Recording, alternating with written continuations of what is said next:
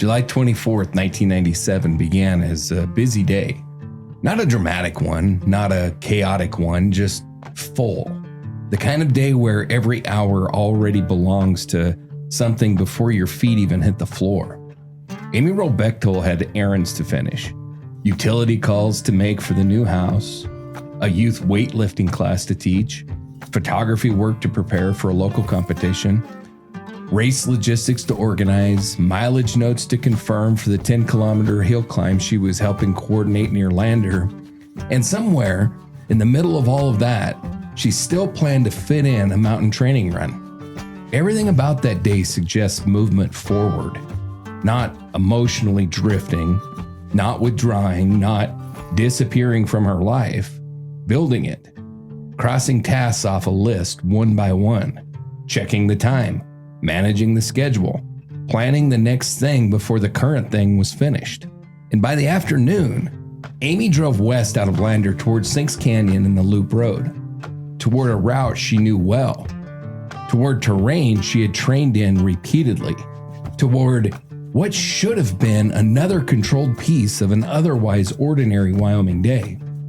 But somewhere between Lander and Burnt Gulch, the structure of that day collapsed because a woman who organized nearly every hour of her life suddenly stopped leaving any trace at all.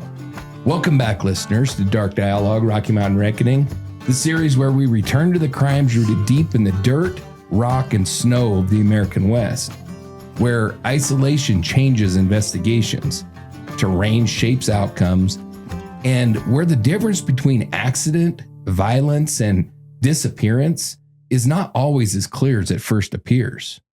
I'm your host, John. And I'm your co-host, Angela, and together we examine the cases that continue to echo across the mountains, highways, deserts, and small towns of the West. Through evidence, through timelines, and through the realities investigators were forced to confront long after the headlines faded. And in episode 1, we spent a lot of time establishing who Amy Wroe Bechtel actually was, not just as a missing person, but as a disciplined endurance athlete, a woman deeply rooted in Wyoming outdoor culture, and someone whose life in July of 1997 appeared intensely future-oriented. But now, we have to construct the final confirmed day of that life, hour by hour, errand by errand, mile by mile. Because the closer you examine July 24th, 1997, the harder it becomes to explain how Amy disappeared at all. And I think one of the biggest things that stood out to me going through this timeline is just how structured the day was. Yeah. This wasn't somebody wandering through an open-ended afternoon with no plans. She had a packed schedule, people expecting to hear from her, things she still needed to finish. And the deeper you get into the timeline, the stranger it feels that everything just suddenly stops. Yeah, it does. And importantly, as you well know, in Wyoming culture, someone running late from the mountains isn't necessarily going to automatically trigger any kind of panic. I mean, we have weather changes, your vehicles break down, and you get stuck behind a herd of buffalo on the road. Right. Or they have the right of way. Or you just lose track of time when you're in the outdoors. It happens all the time here. But yeah. Amy's day wasn't built around wandering through the mountains. It was built around a schedule.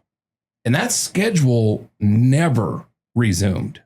So by the morning of July 24th, 1997, Amy's day was already full before it had really even started. Not unusually emotional, not chaotic. It was just packed.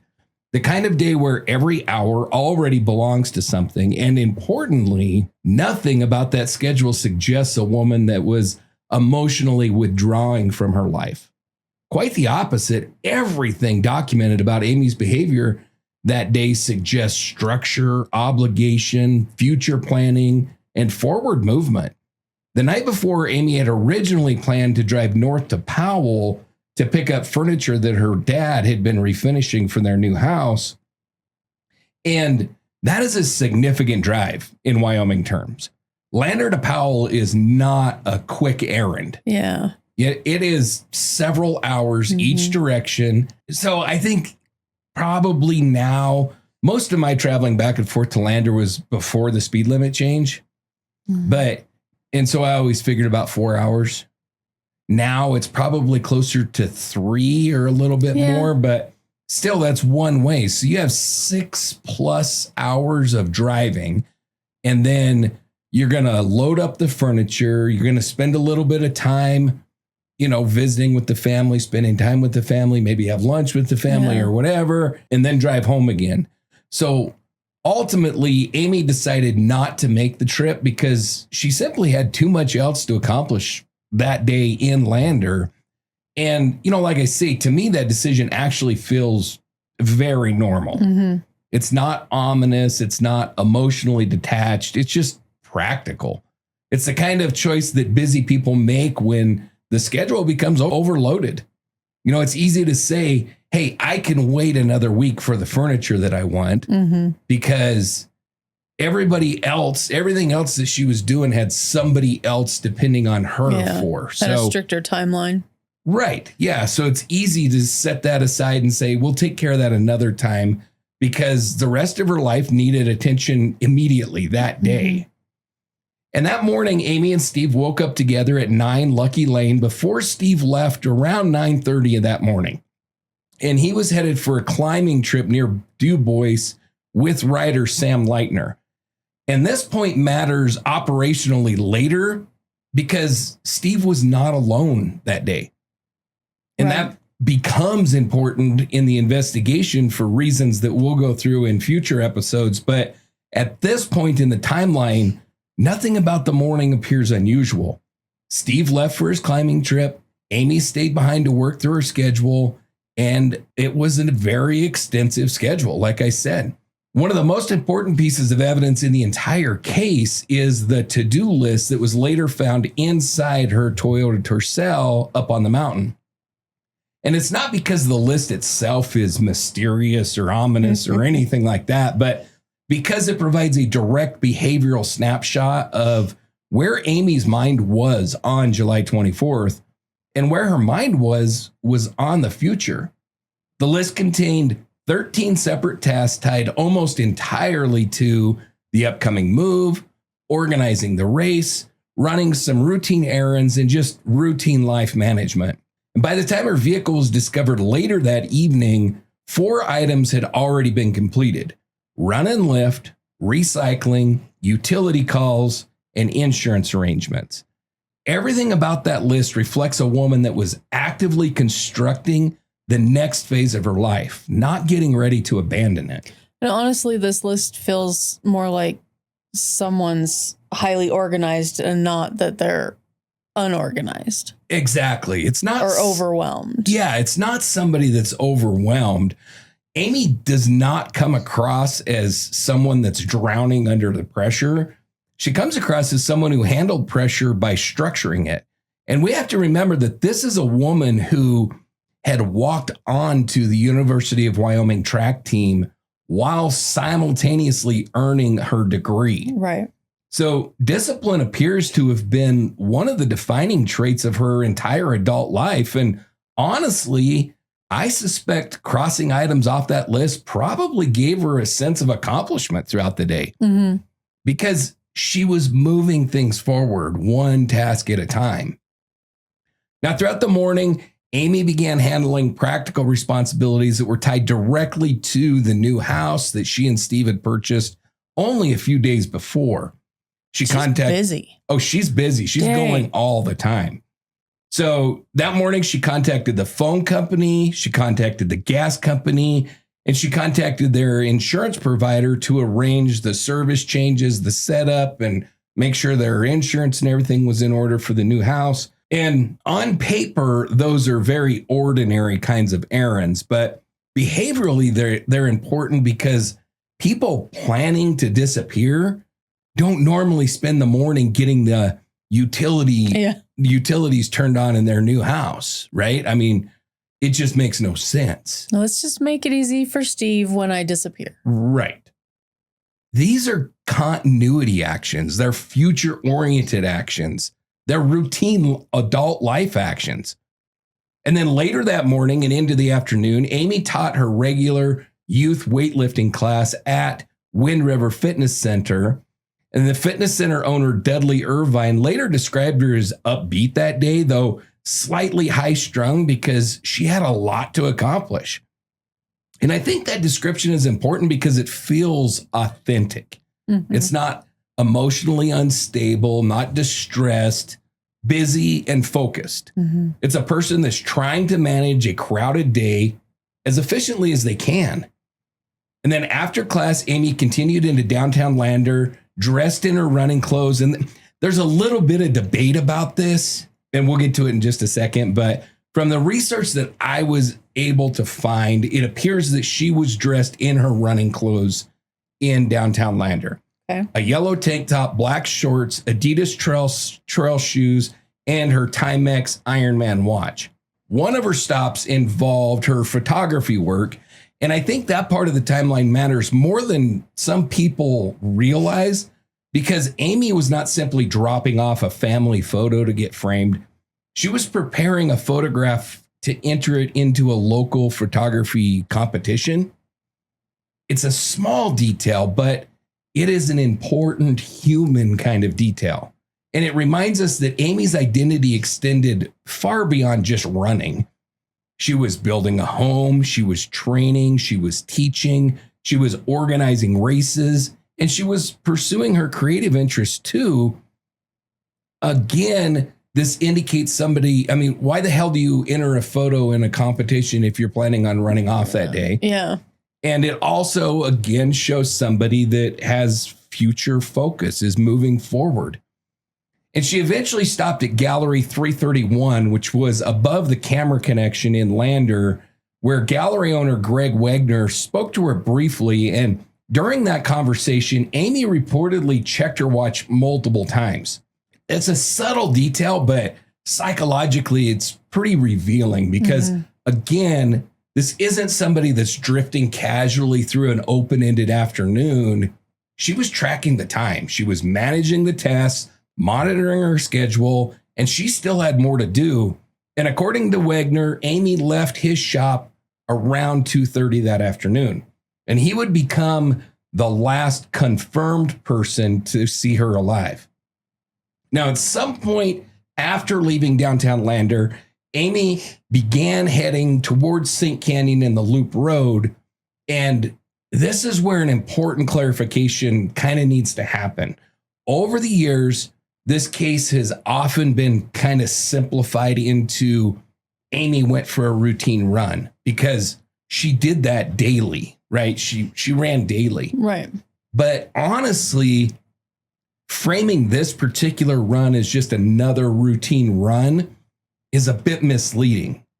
She was absolutely a runner. She absolutely ran daily. Running was part of her everyday life, but the evidence strongly suggests that this particular trip had a much more specific operational purpose.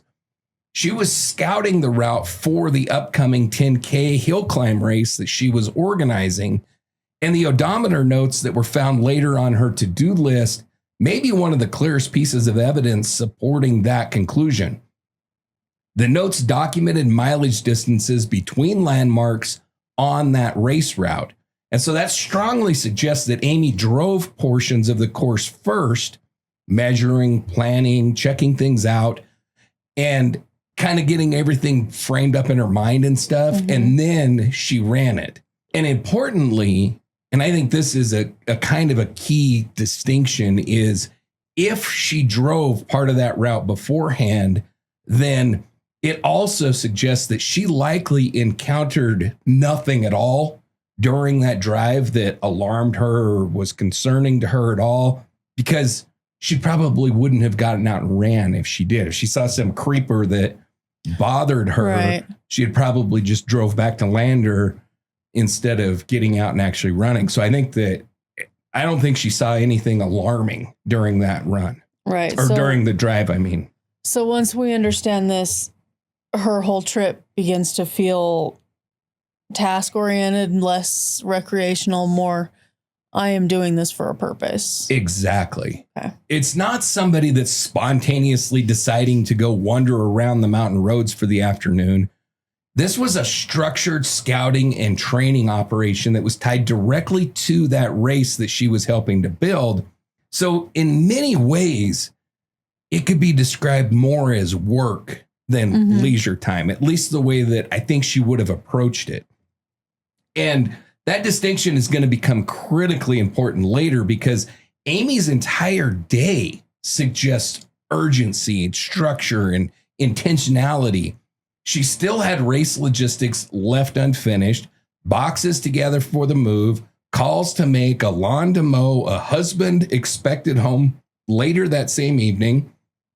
So nothing about the timeline suggests any kind of open-ended exploration, like she was just headed up in the mountains to play, do some trail walking or running or whatever. Quite the opposite.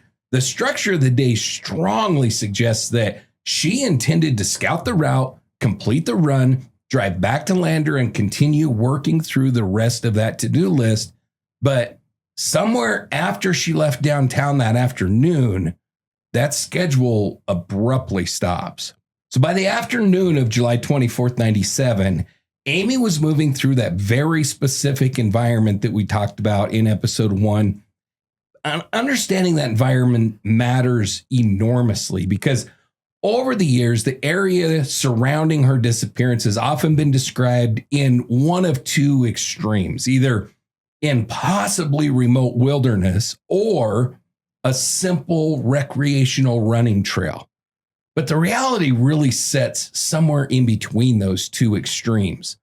And the middle ground may be exactly what makes this case so difficult to explain. So this is a route that I've taken multiple times.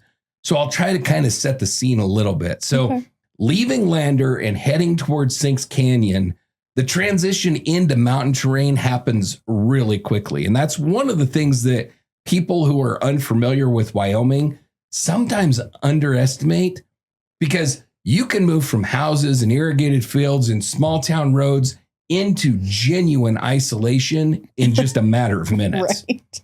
How did I get here? Right. Now, driving west out of Lander, the landscape gradually shifts. You have red bluffs and some hayfields and stuff like that. That gives way to sagebrush hills with some scattered homes and then some open prairie terrain. And then the canyon really begins to tighten around you. The Poposia River cuts right through the bottom of the canyon, and then rock walls rise on the one side. If you're driving up the canyon, it would be on your right side.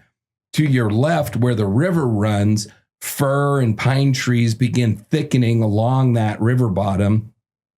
The terrain alternates between open sage country, cedar brush hills, exposed rock, and then pockets of forested areas. And importantly, none of it initially feels threatening. Sinks Canyon was and still is heavily used recreational area. There's campgrounds up there. There's picnic areas. There's places to pull off and fish. There's hiking access points. To locals, it feels familiar. It's comfortable. It's not ominous. And I think that's important because sometimes people hear national forest and immediately picture completely untouched wilderness. Exactly. And that really is not the operational reality here.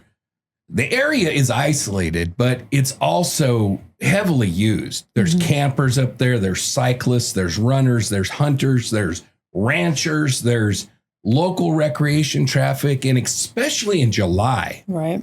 Now, traffic levels in Wyoming are very different than they are in a lot of states. You can absolutely spend hours in the mountains, as you well know, and see almost nobody or nobody at all.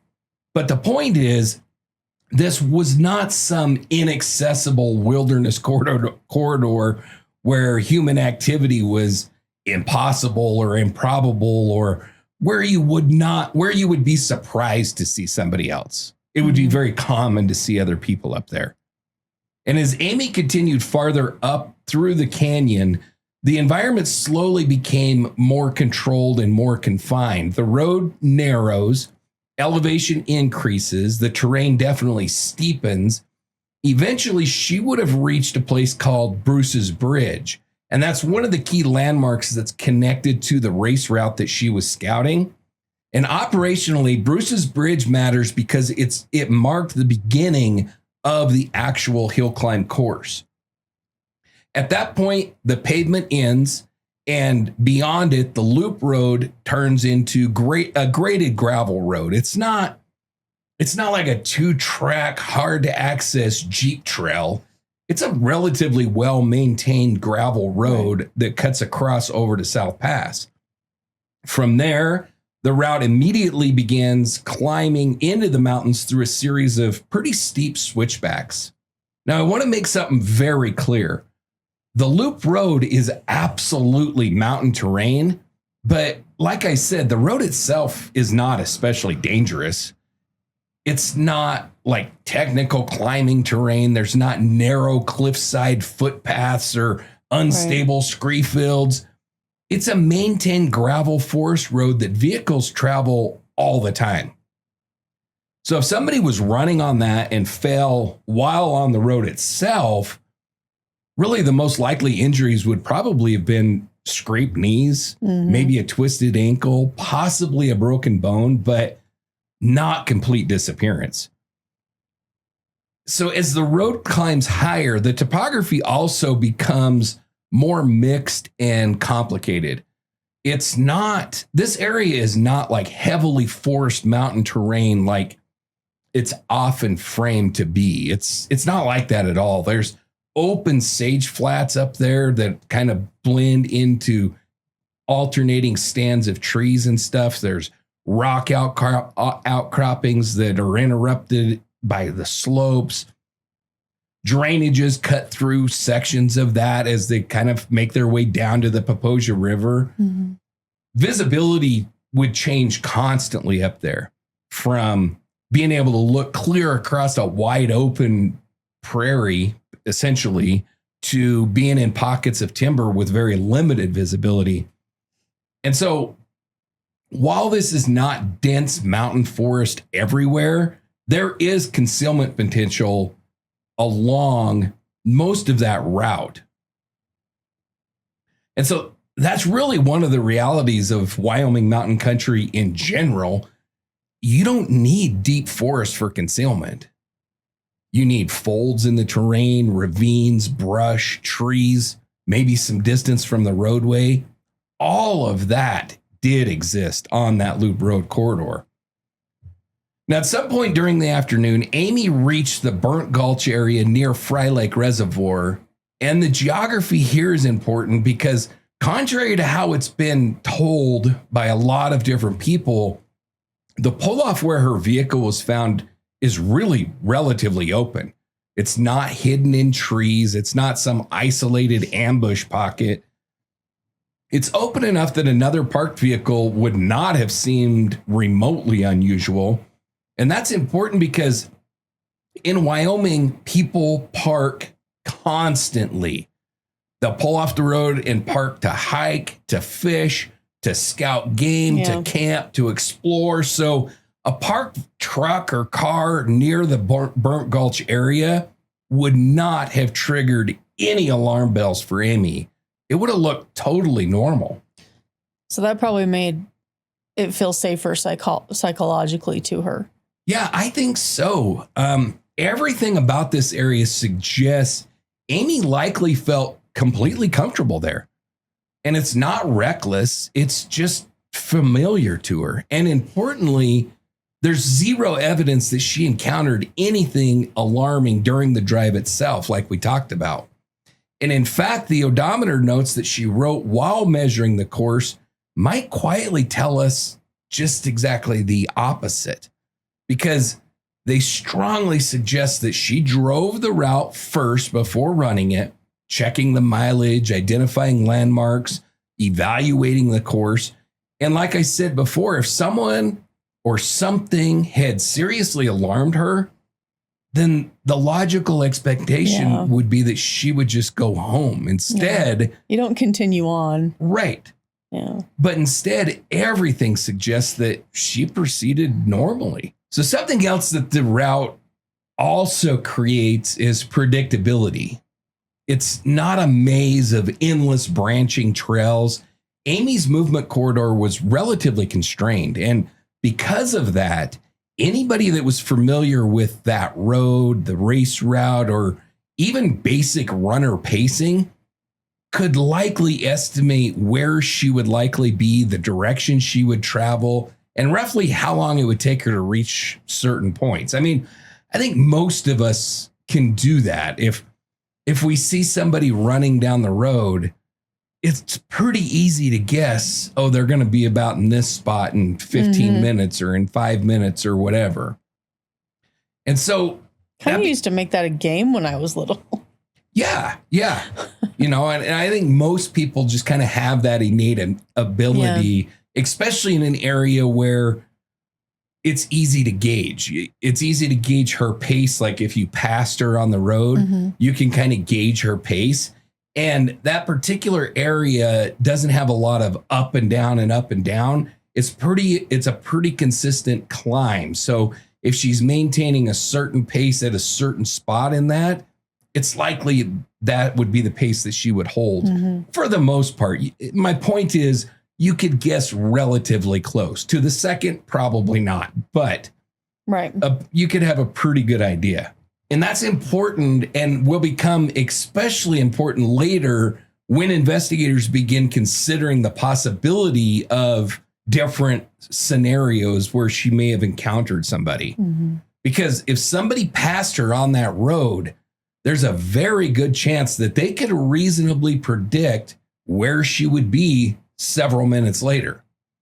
Now, at some point after reaching Burnt Gulch, Amy parked her Toyota facing uphill near the road fork. She left her keys in the car, which, depending on who I've heard telling the story, is either very common and routine or very strange. Let me tell you, and you can attest to this, in Wyoming, leaving your keys in your vehicle in general is not unusual.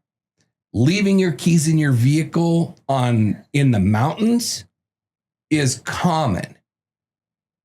Not for me, but other people. Well, it's not that unusual, is my point. And my family teases me because I lock my car at my house. Well, and with the time that I have spent away from Wyoming, I always lock my vehicle. And I think that this has changed over the years to some degree, but there's another caveat here, and that is Amy is a runner. Runners do not like to weigh themselves down with keys, wallets, that kind of shit, which we'll talk about a little bit later, that her wallet comes up missing, which is interesting because it's very unlikely she would have had it with her.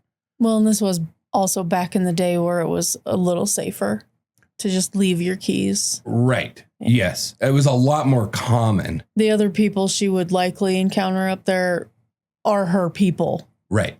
Yeah. So after parking her car, leaving her keys in it and everything, she starts her run. Now, the exact direction that she ran has never been conclusively established. Some evidence suggests that she may have headed downhill initially towards Bruce's Bridge.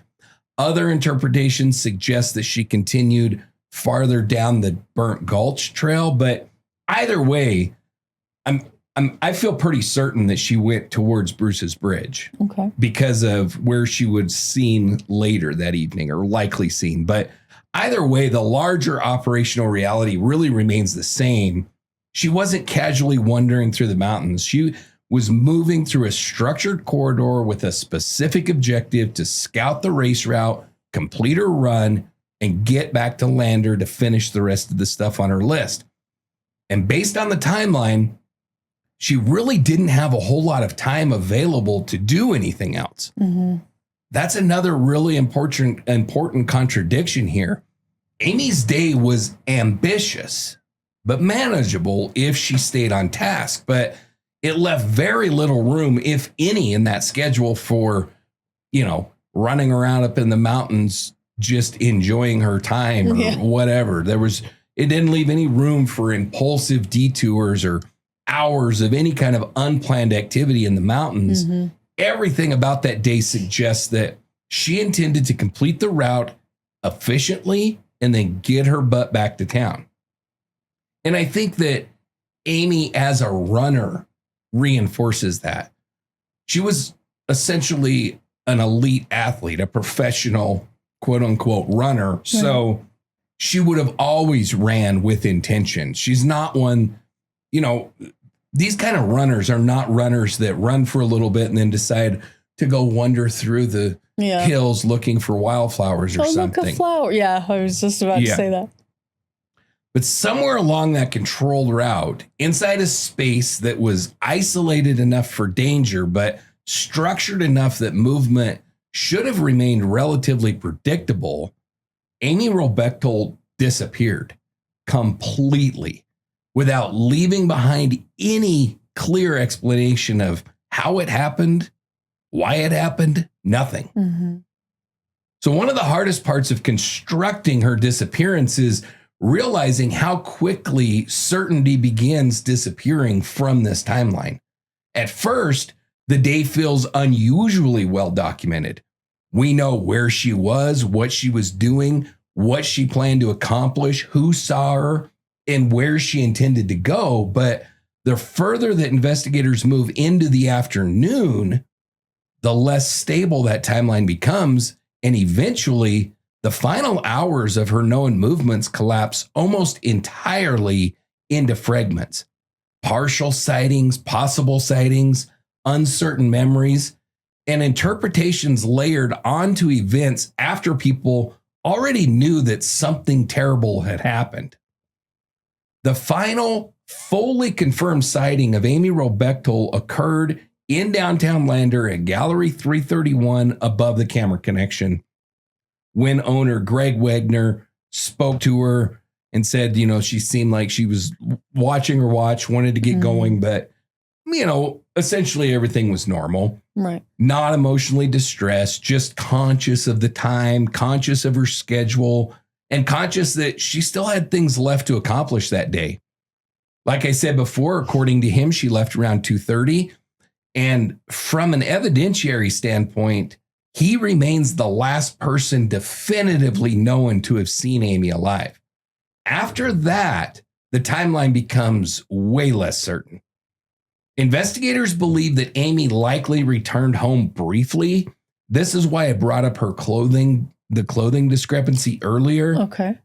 Investigators believe she returned home briefly, so possibly to change into her running clothes, possibly just to gather a couple things maybe she would need or something. I don't know. And then she continued up Sinks Canyon to the Loop Road. Based on the drive, the odometer notes, and the route measurements, the most reasonable reconstruction would suggest that Amy likely reached the Burnt Gulch area sometime between maybe 3:30 and 4 o'clock. And at some point after parking her car, she begins running. And then at some time after that, the evidentiary picture really starts breaking apart. We know very little. The most important probable sighting came from Jim and Wendy Gibson, who owned the Pronghorn Motel in Lander. They knew Amy. That afternoon, they had taken some relatives that were visiting from out of town. They took them up sightseeing along the Loop Road.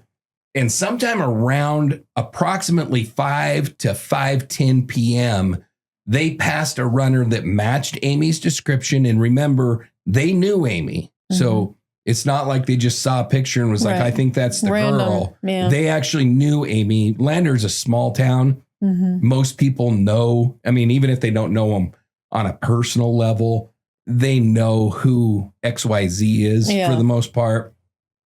And they passed a runner who matched her description near Fry Lake and Burnt Gulch. They described this runner as slender, blonde, wearing dark shorts, moving quickly along the road. And that sighting makes sense. The location fits, the timing fits, her description fits.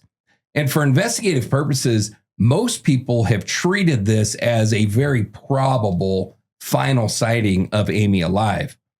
But it is important to distinguish the difference between probable and confirmed. Right. Because the Gibsons never actually identified Amy specifically and purposefully. They saw a blonde runner on the road. That's all.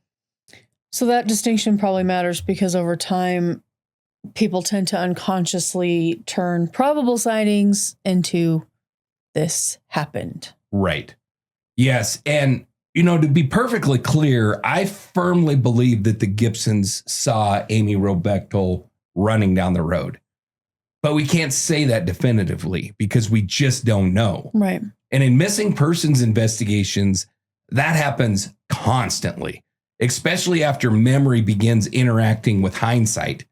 And that brings us to one of the most repeated lines in this entire case. According to later retellings, the runner appeared to be, quote unquote, running away from something. But when you actually reconstruct where that interpretation comes from, the situation becomes way less dramatic. According to the original reporting, Jim Gibson casually joked to the passengers in the car, quote, she looks like she's running away from something. And honestly, that sounds exactly like the kind of throwaway comment that somebody makes after seeing a serious endurance runner moving fast on a mountain road. Mm-hmm.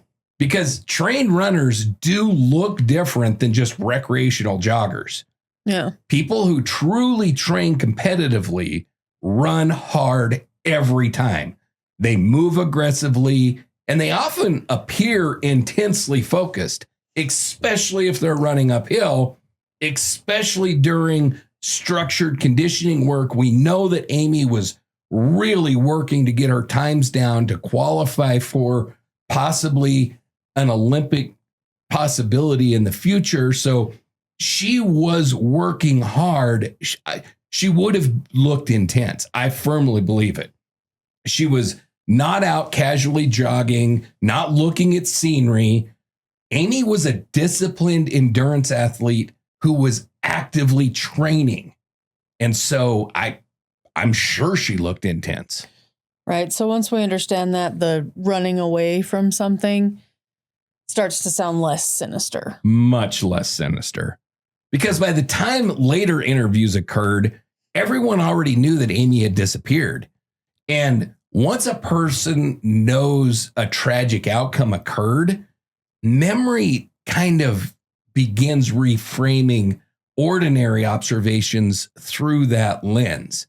And to be clear, the Gibsons never said that. They said that they kind of joked, which really fits that environment closer. But, memory adding things or kind of changing things once you know the outcome and you're looking at it in hindsight, there's nothing malicious or wrong about that. It's human nature. The important thing is this. The Gibson sighting itself may, and I think likely is, absolutely legitimate. But the interpretation that's been layered onto it in the years since needs to be handled very carefully. There is no evidence that they actually observed Amy in any kind of visible distress, only that she was running hard, which is exactly what a serious runner would be expected to be doing. But the Gibson account contains another detail that receives way less attention. When the family later returned down the loop road at approximately 7 p.m., Wendy Gibson reportedly caught a glimpse of a white vehicle with something red in the back window parked near the Burnt Gulch cutoff. So most people and investigators have always believed that this was likely Amy's Toyota Tercel. And if correct, it would mean that Amy's car was still sitting there nearly 2 hours after they probably saw her running. Mm-hmm. And the red thing in the window, I'm at a loss on that. I don't know. Yeah. I was listening to the prosecutors. I don't know if you've listened to that podcast. Mm-hmm. Really, really great podcast. But I was listening to the prosecutors and they posited that it could have potentially been the sunset. Oh, so a reflection. Which definitely can cast a red glow on things. I hadn't thought of that. That belongs entirely to the prosecutors. They come up with that. I think it's viable. I think it's at least a good potential. You know, I've seen it happen. At that time of night, 7 o'clock in the summertime, the sun is definitely setting. It's still light out, but the sun is setting. And I've seen it, like you said, I've seen it make things look all kinds of funny colors. Well, in July in Wyoming is fire season too. True. I don't know if we had any fires burning at that time, but you make a very good point. If there was any smoke, that creates very red skies. Very vivid. Yep. But, you know, up there in the mountains in general, you have sunsets are amazing, but they also can really play with your mind. You have all the shadows that are cast from the trees and the cliffs and all that kind of stuff. And, you know, it draws colors from the ground and the cliffs. And so I think that that's probably very likely.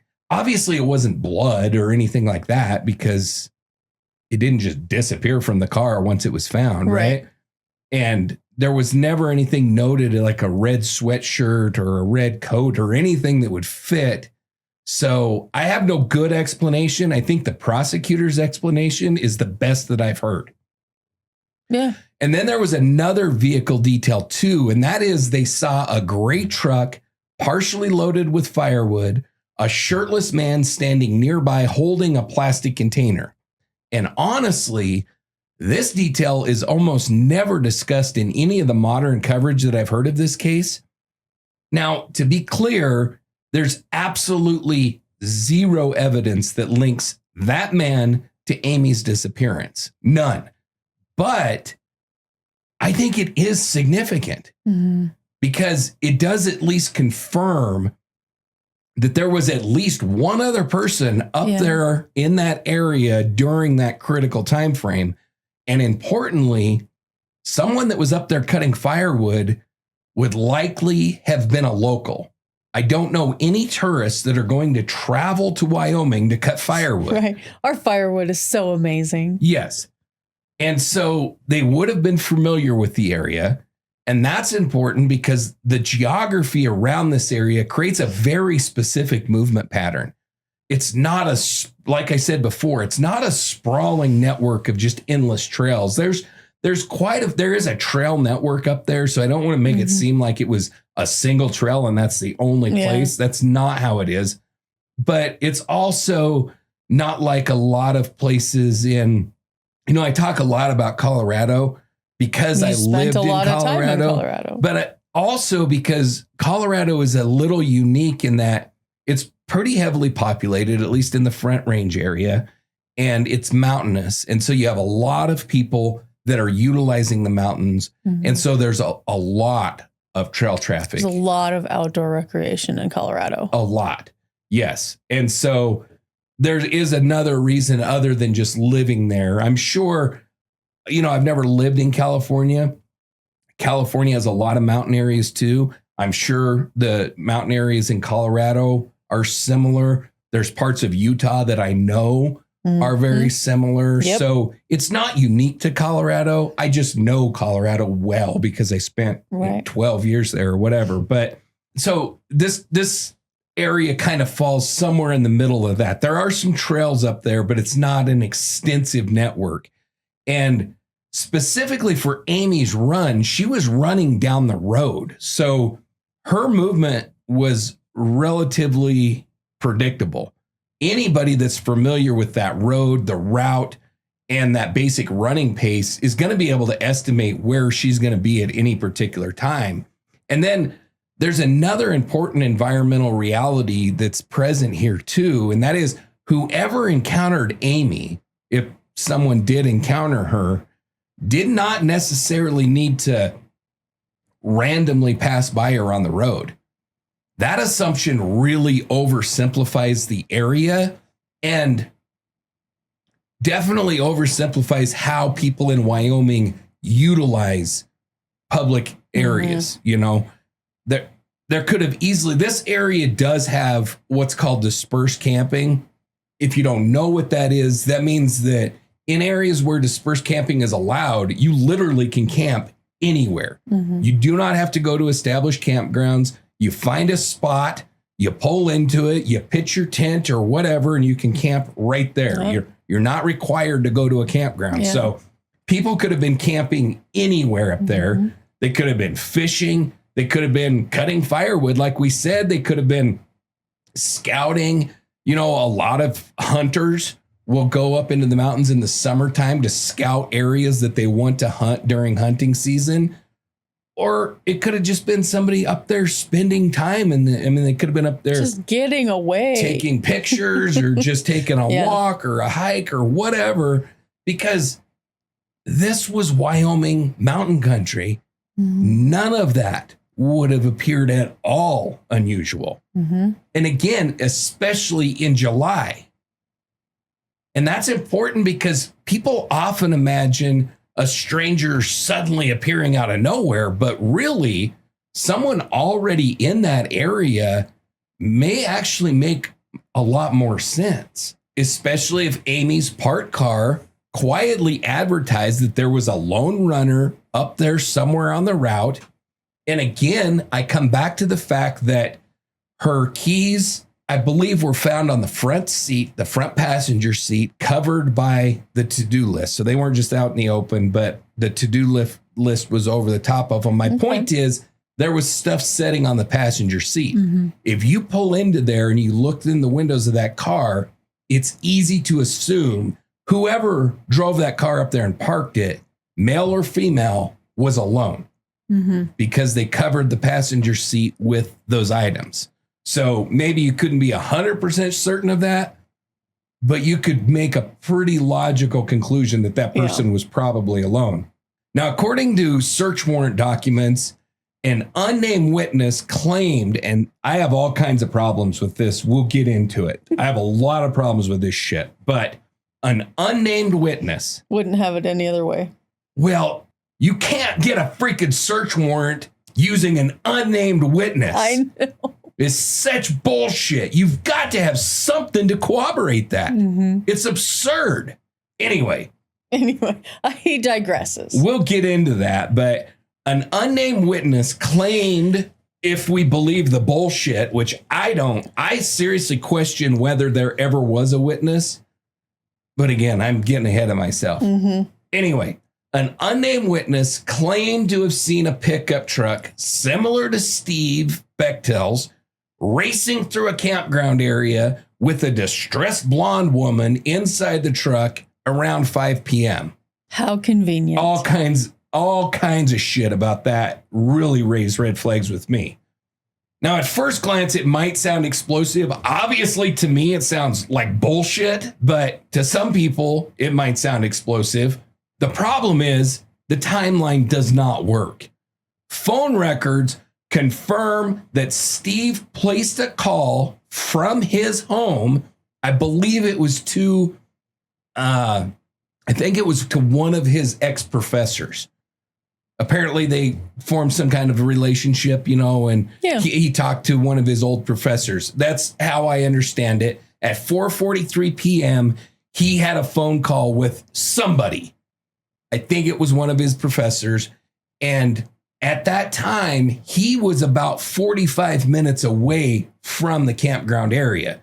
So the idea that he could have been in the campground area 15 minutes later, it's not just unlikely, it's absolutely impossible. It couldn't have happened. So that sighting totally collapses if it actually ever was reported by anybody, because all we have is an unnamed witness. So for all I know, the freaking cops made that shit up and slapped it on a search warrant because they wanted a search warrant, which is kind of what I suspect. But that goes back to something you've said in a previous episode where when you report something, they want everything. They want time of day, where you were, what's your name. Absolutely. Or it means you wouldn't nothing. be unnamed. No. Or, I suppose if you really insisted on remaining anonymous, you could, but it gets no credence. And if you, I don't know what this judge, I seriously question this judge's abilities, because most judges, if you go in there and the only thing that you have is an unnamed anonymous witness he's going to throw that shit out. He's going to be like, there is no way that I can give you a search warrant based on nothing. Because in this country, you have a right to face your accusers.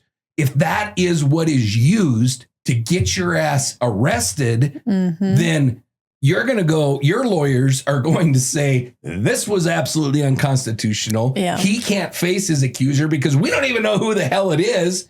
And any decent judge is going to be like, you know, you're right. And everything that came from that search warrant, if they went in there and they found a bloody knife covered in Amy's blood, the house all covered in blood, whatever. With a manifesto stating, I did it. Right. It's all fruit from the poisonous tree. None of it is admissible in court. So I don't know. I got all kinds of problems with the way this shit went down. I got problems with the judge. I have problems with the law enforcement. I got problems with all of this. And not necessarily because I think that Steve is innocent, but because we have a judicial system in this country that's supposed to operate a certain way. And cops can't just decide that you're guilty and then do a bunch of illegal shit to prove that you're guilty. Right. So anyway, I digress. We'll get back to the story, but this point really freaking pisses me off. And there is a lot about this piece of shit sheriff and the investigator, which seriously pissed me off in this case. I really wish I could tell when you were pissed off or not. I know I hide it too well. But this whole apparent witness is really one of the is really one of the clearest examples in the case where investigators may have begun fitting uncertain information at best into a theory that they already decided on. And as we know, that is extremely dangerous, because once investigators decide what happened and decide who did it, then weak information can begin feeling stronger than it actually is. And any information that points away from that theory that they've decided on gets ignored. It doesn't get pursued at all. And that definitely happens in this case. Yes. I can't see that. It's going to derail my... Right. Yeah. And then meanwhile, the genuinely useful evidentiary picture remains extremely thin in Amy's case. There are no confirmed screams. I guess I should bring this up. I left it out intentionally, but to be thorough, I need to bring it up. I'm not going to know the quote exactly. Somebody reported hearing screaming, I think near Fry Lake, and it wasn't like screaming, help me. It was screaming like, damn it, I can't remember exactly what they said, but they heard shots and then somebody screamed something like, yeah, or something like that. I mean, it sounds to me like a celebratory scream. Yeah, I mean, it sounds to me like a couple of kids up shooting, and you know, they hit their target and they're screaming about it or whatever. Okay. That's how it sounds to me. And hearing shots in Wyoming is about as routine as hearing a vehicle in Wyoming. Like, you know, if you're up in the mountains and you hear shots, I never even think twice about it. The only thing that I'll do is be like, okay, where is that shot? Where are they likely shooting and I'm to? Not going and I'm there. not going to be in the middle of wherever they're shooting. Time to leave. As far as being concerned about somebody. Why were there shots? Yeah. Well, you don't even think about it at all. No. But there were no confirmed screams that would match, you know, somebody being abducted. No confirmed struggle. There's no confirmed vehicle pursuit. No blood. Nothing abandoned. No clear physical evidence on the road or on that mountain at all, which creates another really important contradiction. The loop road was isolated enough that something violent could definitely occur up there completely unwitnessed, but it's not so isolated that any kind of prolonged roadside event feels likely to go completely unnoticed. Mm-hmm. And because of that, many investigators eventually began considering a possibility that remains disturbingly plausible, and that is a vehicle-based encounter. Something that would have been quick, controlled, and over in seconds. Because on a road like that, a car slows down, a runner approaches it, maybe he rolls down his window. You're from Wyoming. Mm-hmm. I know what I would do if a vehicle pulls over and kind of waves me over to it. What are you looking for? You lost? Can I help you? Yeah, what's up? It happens all the time, especially with the amount of tourist traffic that we get. Yeah. I've been stopped in some very odd places where tourists have been like, is this the road to Yellowstone? And I'm like, no, you keep going down this road and you're going to be in the middle of freaking nowhere, stuck here in about 5 minutes. Turn around. Yeah. Because they'll follow like a little 2-track dirt road because their GPS is telling them to. And they're like, this just doesn't seem right, but I guess I'll just keep on going. And you can't always trust GPS. Yeah. And I mean, in 97, I guess GPS, I think there was Garmin or whatever. I haven't heard that word in a long time. I think those were around in 97. But as far as like the GPS that we're used to, no. But the point is, somebody could easily pull over on the road, wave her over asking for directions or something. And then in literally seconds, there's nothing left to see. Yeah. He has her loaded in the vehicle and headed down the road and leaves absolutely no trace. I mean, I've come up with multiple different scenarios where how this could have happened, but all of them, I think the longest scenario that I could come up with, I estimated at roughly 2 minutes. And that would be if somebody drove up and hit her with a vehicle, not hard enough to draw blood or to really hurt her, and not hard enough to damage a vehicle, but hard enough to just kind of knock her down, and then jumped out with a gun in their hand, made her load up. I figured that could happen in 1 to 2 minutes. Mm-hmm. Everything else I came up with was under a minute, literally seconds.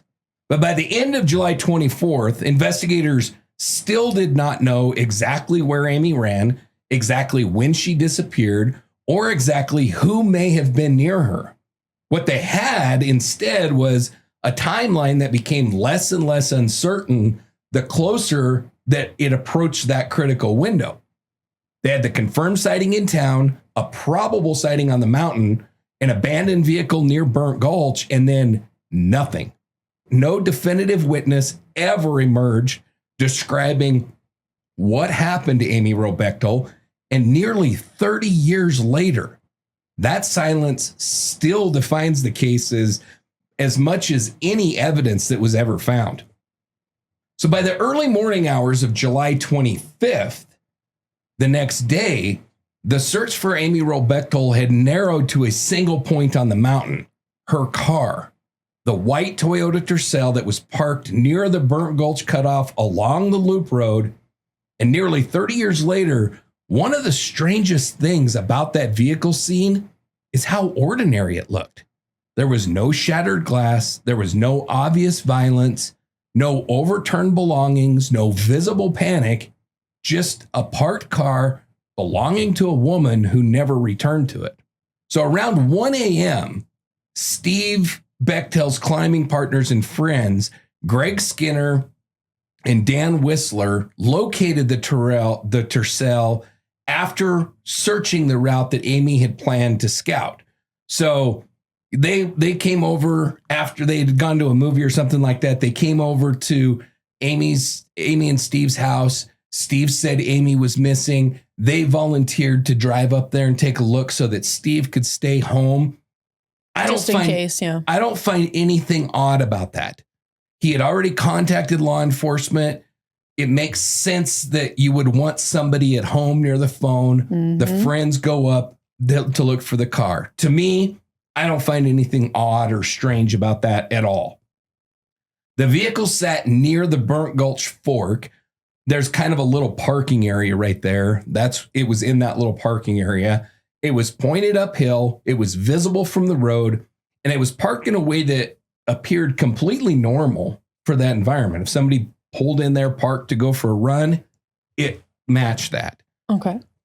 And honestly, that normalcy is part of what makes the scene so freaking unsettling, because nothing about the vehicle itself initially screams violence. Mm-hmm. Instead, everything about it suggests interruption. The car does not look abandoned. It looks like it was temporarily parked so somebody could go for a run, like someone stepped away expecting to be back to it just shortly.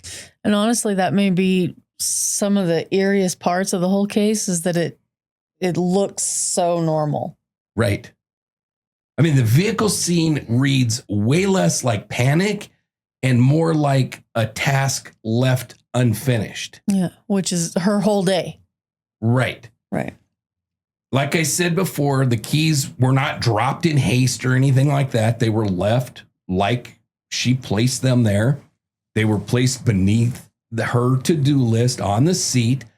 She had an expensive pair of Oakley sunglasses that remained casually inside the vehicle. Nothing appears hurried. Nothing appears fearful. And importantly, the position of the car itself suggests that Amy fully expected to return shortly. So the Tercel had been parked facing uphill near the cutoff. And on the surface, that might sound insignificant, but operationally, it actually tells us something. On a mountain road like that one, especially one climbing up through the switchbacks and stuff, most drivers pulling into a turnout are naturally going to park in a way that they can continue forward into the space rather than having to reverse, Right. awkwardly and turn around. And parked facing uphill, the vehicle would align perfectly with a temporary stop before driving back down towards Lander later, back towards home, toward the rest of the schedule that Amy still planned on completing that evening. Mm-hmm. So nothing about the position of the car suggests that it was concealed or that she was confused or uncertain or anything. It suggests someone who parked it, planned to complete her run, and then expected to leave shortly afterwards. And importantly, there was absolutely nothing unusual about another vehicle being parked there.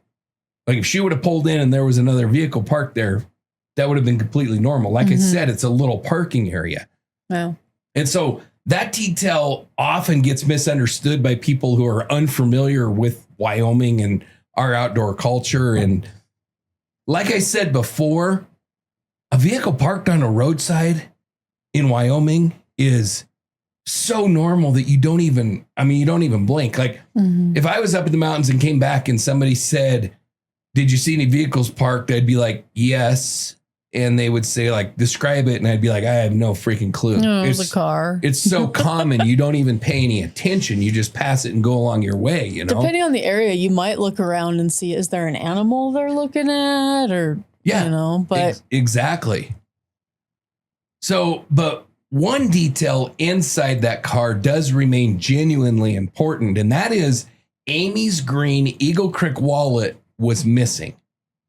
And unlike some later retellings of the case, there was no purse that was documented inside the vehicle. And that's important because according to people who knew Amy, she did not normally carry her wallet while running. And, like I said before, that makes a lot of sense. Most runners... You don't need it.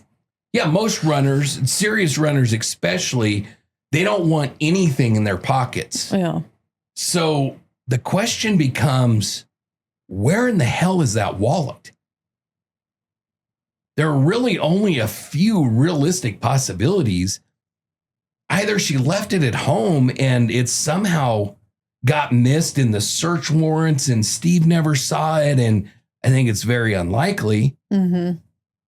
Or it was removed by someone else, or it somehow left her despite contradicting. Somehow she took it with her despite what she normally would have done, which I find very, very unlikely. I just don't see a serious runner leaving her keys and taking her wallets while she's running in the mountains. I could see her taking her keys and leaving her wallet. Yeah. And locking then her, you'd lock the car. and locking her car. But taking the wallet and leaving the keys makes zero sense to me. None. Yeah. You know, I know that runners will sometimes carry a driver's license. So they can be identified if bad things happen. Right. They'll take their driver's license out of their wallet or something and carry it in a pocket, or, you know, some running clothes have like a zippered compartment where they can stick stuff, and socks. Some socks have that now. Whatever. Yeah. I could understand that, but taking the wallet and leaving the keys behind, it doesn't make any sense to me. It's I don't think that she would have. That second possibility cannot simply be dismissed, because if someone encountered Amy during the run, then returned with her to the vehicle, or maybe they came along the vehicle, went in, got the wallet, and then went and got Amy, I don't know. But it seems likely to me that the two are connected. Mm-hmm. And so that missing wallet really becomes a lot more significant, at least in my mind. It's not proof of anything, but I think that it's important. And notably, it never appears to have ever been found by anybody. 30 years later. Yeah.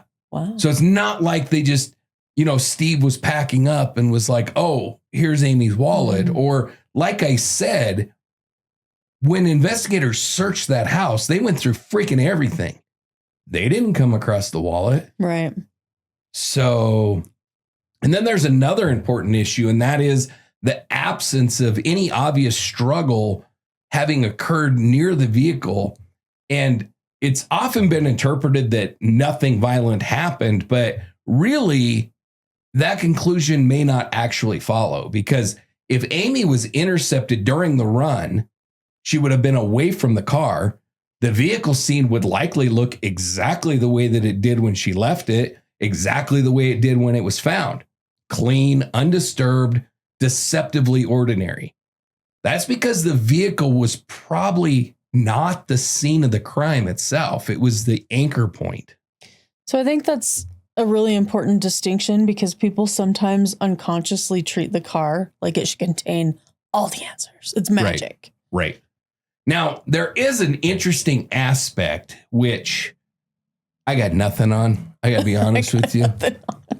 So it is reported that when they found the car, there was puddles of water underneath it, and there was no footprints in the mud, which there should have been if she, you know, got out of the car and it was muddy. And so I did what I do. I pulled the historical weather data from that day. There was an afternoon thunderstorm. I think that it would have been over by the time that she got to that parking place. It did not happen after she was running. It happened between 3 and 4. I believe it was either 2 and 3 or 3 and 4. So she'd have been at the photo gallery. No, she would have been just about there. She left the photo gallery 2:30. She would have probably been on the mountain by 3:30 or 4. Okay. So the rain should have occurred before she got there, which means her footprints should have been found in the mud. Now, are we certain that there was no footprints in the mud? You know, investigators said they found no footprints around the car. This was reported by the people that found the car that there was no footprints in the mud. I don't know. I got nothing. I don't know enough information. I know that it should have been muddy when she parked it. But there's so much information. I shouldn't say there's so much, but what little information we have points to her parking the car, getting out, and running her normal route, or, you know, running normally, and something happening in between that time. It does not point to something else happening. And then, you know, the problem is even if something happened and somebody else drove her car there, their footprints should have been there.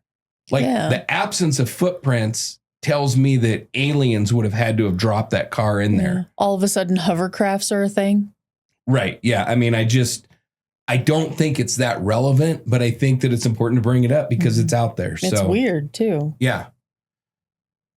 Now, if the actual encounter happened somewhere farther down the road from where the car was parked, maybe near some tree cover or at another pole out or during her run, then that Tercel becomes way less of a crime scene and more just a starting point.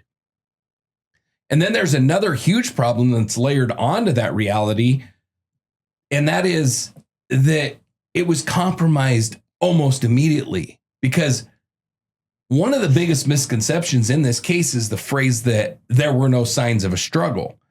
And the honest answer is we might not actually know that, because by the time large-scale searching began, the roadway and the surrounding area had already been heavily contaminated.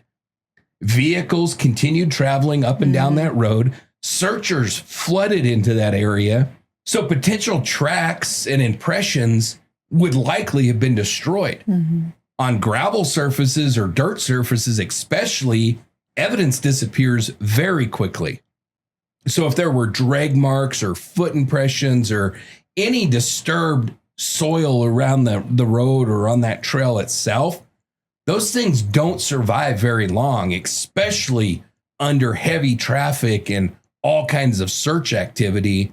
And critically, the area was never initially treated as a crime scene, and therefore it was never preserved as a crime scene. Shit, the people that found the car drove it home that night, so even the car wasn't treated like a crime scene. So circling back around to those puddles that were found near the car, Runner's World did a really great article or a write-up on this case. It's very, very good. It's well researched. It's well written. It's a great article. And according to them, like I said, when Skinner and Whistler found the car, they found those puddles, no visible footprints, and no tire impressions in that mud. And like I said, that detail is a bit unsettling. So aliens dropped the car and then sucked her out of it. Case closed. Yeah. I don't know. I really have nothing on the tracks. I really don't. But by the time Skinner and Whistler found the vehicle, the emotional atmosphere also appears to have shifted dramatically. At first, earlier that evening, Amy was simply late getting home. And like we said before, in Wyoming, coming back from the mountains, that alone is not necessarily going to trigger panic. Cars break down, people lose track of time, weather changes. But by 1 a.m, an experienced mountain runner that was missing from a known route in darkness at nearly 8,000 feet becomes something very different. Especially to experienced climbers and outdoorsmen who understand exactly what nights in the mountains can become, especially if you're injured or you're wet. You know, people get this misconception that if it's July, you can't get hypothermia, but the overnight temperatures up there that night dropped into the 50s. So if somebody is injured, and especially if they're wet, you can definitely become hypothermic in temperatures in the 60s and 50s easily. Anything below your core body temperature can cause hypothermia. But when you're that low, 50 to 60 on a summer night, it seems warm. It feels warm if you're out on a camping trip or something. But if you're laying on the ground, hurt, having lost blood, or if you're wet, fell into a creek or a river or something like that, that becomes a very dangerous situation very quickly. This group of people that was friends with Steve and Amy, they know that. We're not talking about a bunch of clowns here. We're talking about some of the best rock climbers in the entire world at that time. Literally. We're talking about outdoorsmen that live the outdoor lifestyle. And they know about this shit. They're professionals. So that's important. They would have understood the danger of that situation right away. It's important to note that the initial assumption does not appear to have been that she was abducted. And to be perfectly honest, I have the luxury of hindsight. But if I'm fair and I put myself in this situation, my assumption would not be abduction.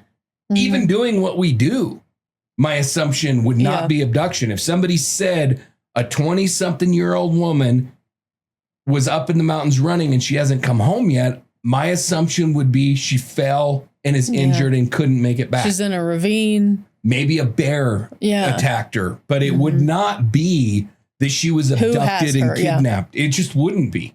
Now, downtown LA or inner city New York or something like that, it's a different story. But here, that is not what you jump to. No. And you work your way to it eventually. Right. Yeah. But, here you're going to assume that maybe she's injured. Maybe she twisted her ankle. She couldn't get back to the car. Maybe she fell, or had some kind of a medical issue, something like that. So that is all very, very understandable. But that assumption may also have shaped everything that followed, because from the very beginning, the area was approached as a search zone before it was approached as a possible crime scene. And I'm not saying that that is wrong, because I don't think it is. I think the fact that there wasn't like a dual investigation happening at the same time was a critical misstep. And then some of the stuff that they failed to do that we'll be talking about, I think was definitely a misstep. But the idea that it was treated like a missing person, like a injured hiker, runner, whatever, as opposed to an abduction is very logical to me. Mm-hmm. But once that happened, then the opportunity to preserve the original scene was gone forever, immediately. Before law enforcement ever fully arrived, before the FBI became involved, before forensic processing occurred, and before anyone really understood what this case might actually become. So by sunrise on the 25th of July, 1997, investigators had a parked vehicle, a missing runner, no confirmed crime scene, and no physical evidence explaining where Amy Wroe Bechtel had gone to. And because the vehicle looked so normal, it quietly created one of the most haunting contradictions in the entire case. Everything about her car suggests that Amy fully intended to return to it, but she never did. So one of the most important things to understand about the night that Amy Wroe Bechtel disappeared is that nobody initially thought abduction. Not Steve, not his friends, not the deputies. And like I said, honestly, in Wyoming, it does make perfect sense, because when someone's late coming back from being out in the mountains, doing anything, the first assumption is almost never, or I would say is never, that somebody took them. It's always that something happened. Twisted their ankle, they got a flat tire, maybe they took a wrong turn, got stuck, whatever. Something delayed their return. Ran out of gas. Right. The mindset that people carried that evening on July 24th, 1997 matches that. And understanding it is important because it shapes everything that happened next. So Steve returned home around 4:30 after climbing near Dubois with writer Sam Leitner. And for those of you that aren't familiar with Wyoming, that's not like a stone's throw away. Dubois, I think, is like 80 miles from Lander. It's a drive. So it's not like he could have been up there and snuck away and ran home and killed his wife right quick and got back. It doesn't work that way. And when he returned home and Amy wasn't there, nothing really felt wrong to him. Operationally, that's completely understandable.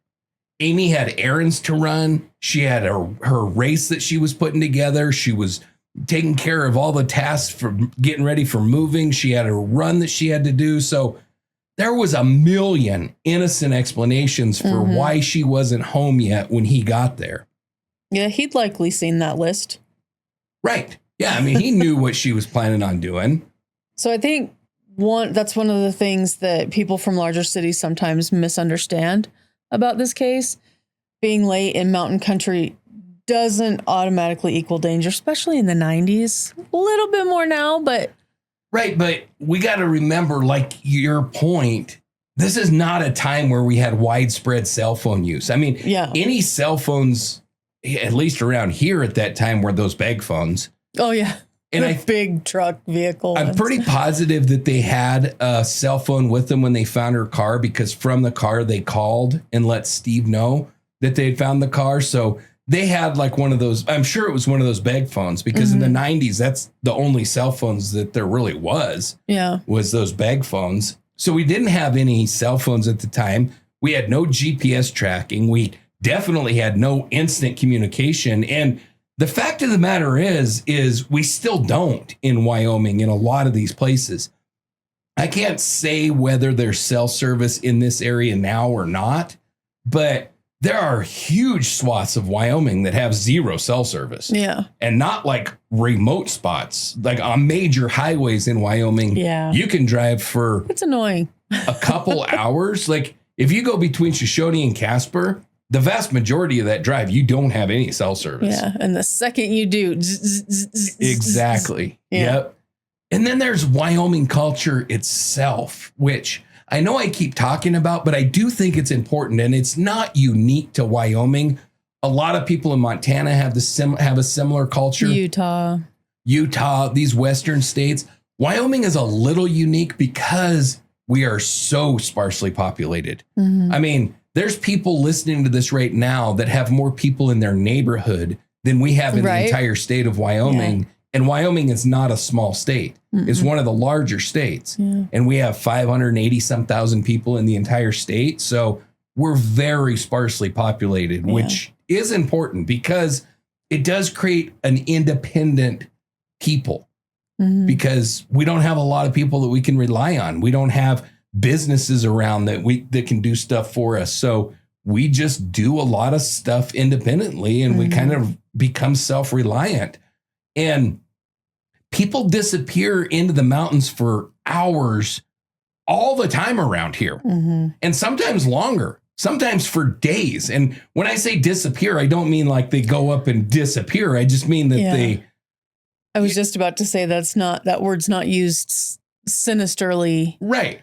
Disappear just because you need a break for an hour or two. Right. It's just, I mean, you might just randomly decide I'm headed up to the mountains for the weekend, and you're not taking a big fifth wheel trailer or anything like that. And you're not necessarily taking anybody with you. You just take off and go. It's common around here. Yeah. And this is especially true with people that are deeply rooted in that climbing and outdoor culture, like Steve and Amy were. You know, honestly, personality is important here too, because people in those circles often operate on very loose schedules, especially outdoors. But I have had friends that are part of this climbing culture that drive me batshit crazy because they're so like freaking laid back and like, oh, you know, get there when we get there. You have plans with somebody at like 9 o'clock in the morning, and I'm a very on time person, and they roll through the door at like 3 or 4 o'clock in the afternoon. And it's like, yeah, well, you know, I was doing this. Hung up, whatever. That. You know, it's cool. It's chill. That is this culture. They're very fluid. And I think a lot of it is because it's nearly impossible to keep a schedule. Like if you're a climber, you don't know how long it's going to take you to summit whatever you're climbing or whatever and get back down. There's a lot of variables there. There's a lot of variables. I'm sure that if Steve got back at 4:30 that afternoon, if nothing had happened to Amy and she had made it home, if Steve got back at 4:30, great. If he didn't get back until 8:30, 9, 10 o'clock, she probably wouldn't have been worried because it's very normal. And so that kind of people, they keep very loose schedules. Their plans change. People will just randomly camp unexpectedly. Yeah, I don't want to go back down. We'll just sleep here. Yeah. Yep. Or, you know, if you are a climber and something happens and it takes you a lot longer to get off the mountain than you think it's going to, it's not at all unusual to get back to the van or whatever it is and just be like, you know what, we're just camping here tonight. We'll drive home in the morning. It's not that unusual. Sometimes it's safer. Routes can take a lot longer than you think that they're going to do. And so sometimes people just decide to stay the night somewhere. And that mindset absolutely exists in Wyoming mountain culture. And I think mountain culture just in general. Mm-hmm. So initially, Amy simply being gone for a bit longer than was expected is not necessarily going to trigger any kind of immediate panic. But there was the other side of that too. Amy herself was not known as being unreliable. She was not flaky. Quite the opposite. Everything that's documented about her suggests that she was structured, she was organized, she was disciplined, and she had a strong awareness of time and schedule. Hence the list. Right. This was a woman who built detailed task lists, to your point. She checked her watch repeatedly during conversations to make sure that she was on schedule. She planned her days carefully. And importantly, July 24th was not open-ended, like we said. She had obligations after that run. She still had a bunch of shit left to check off of her list.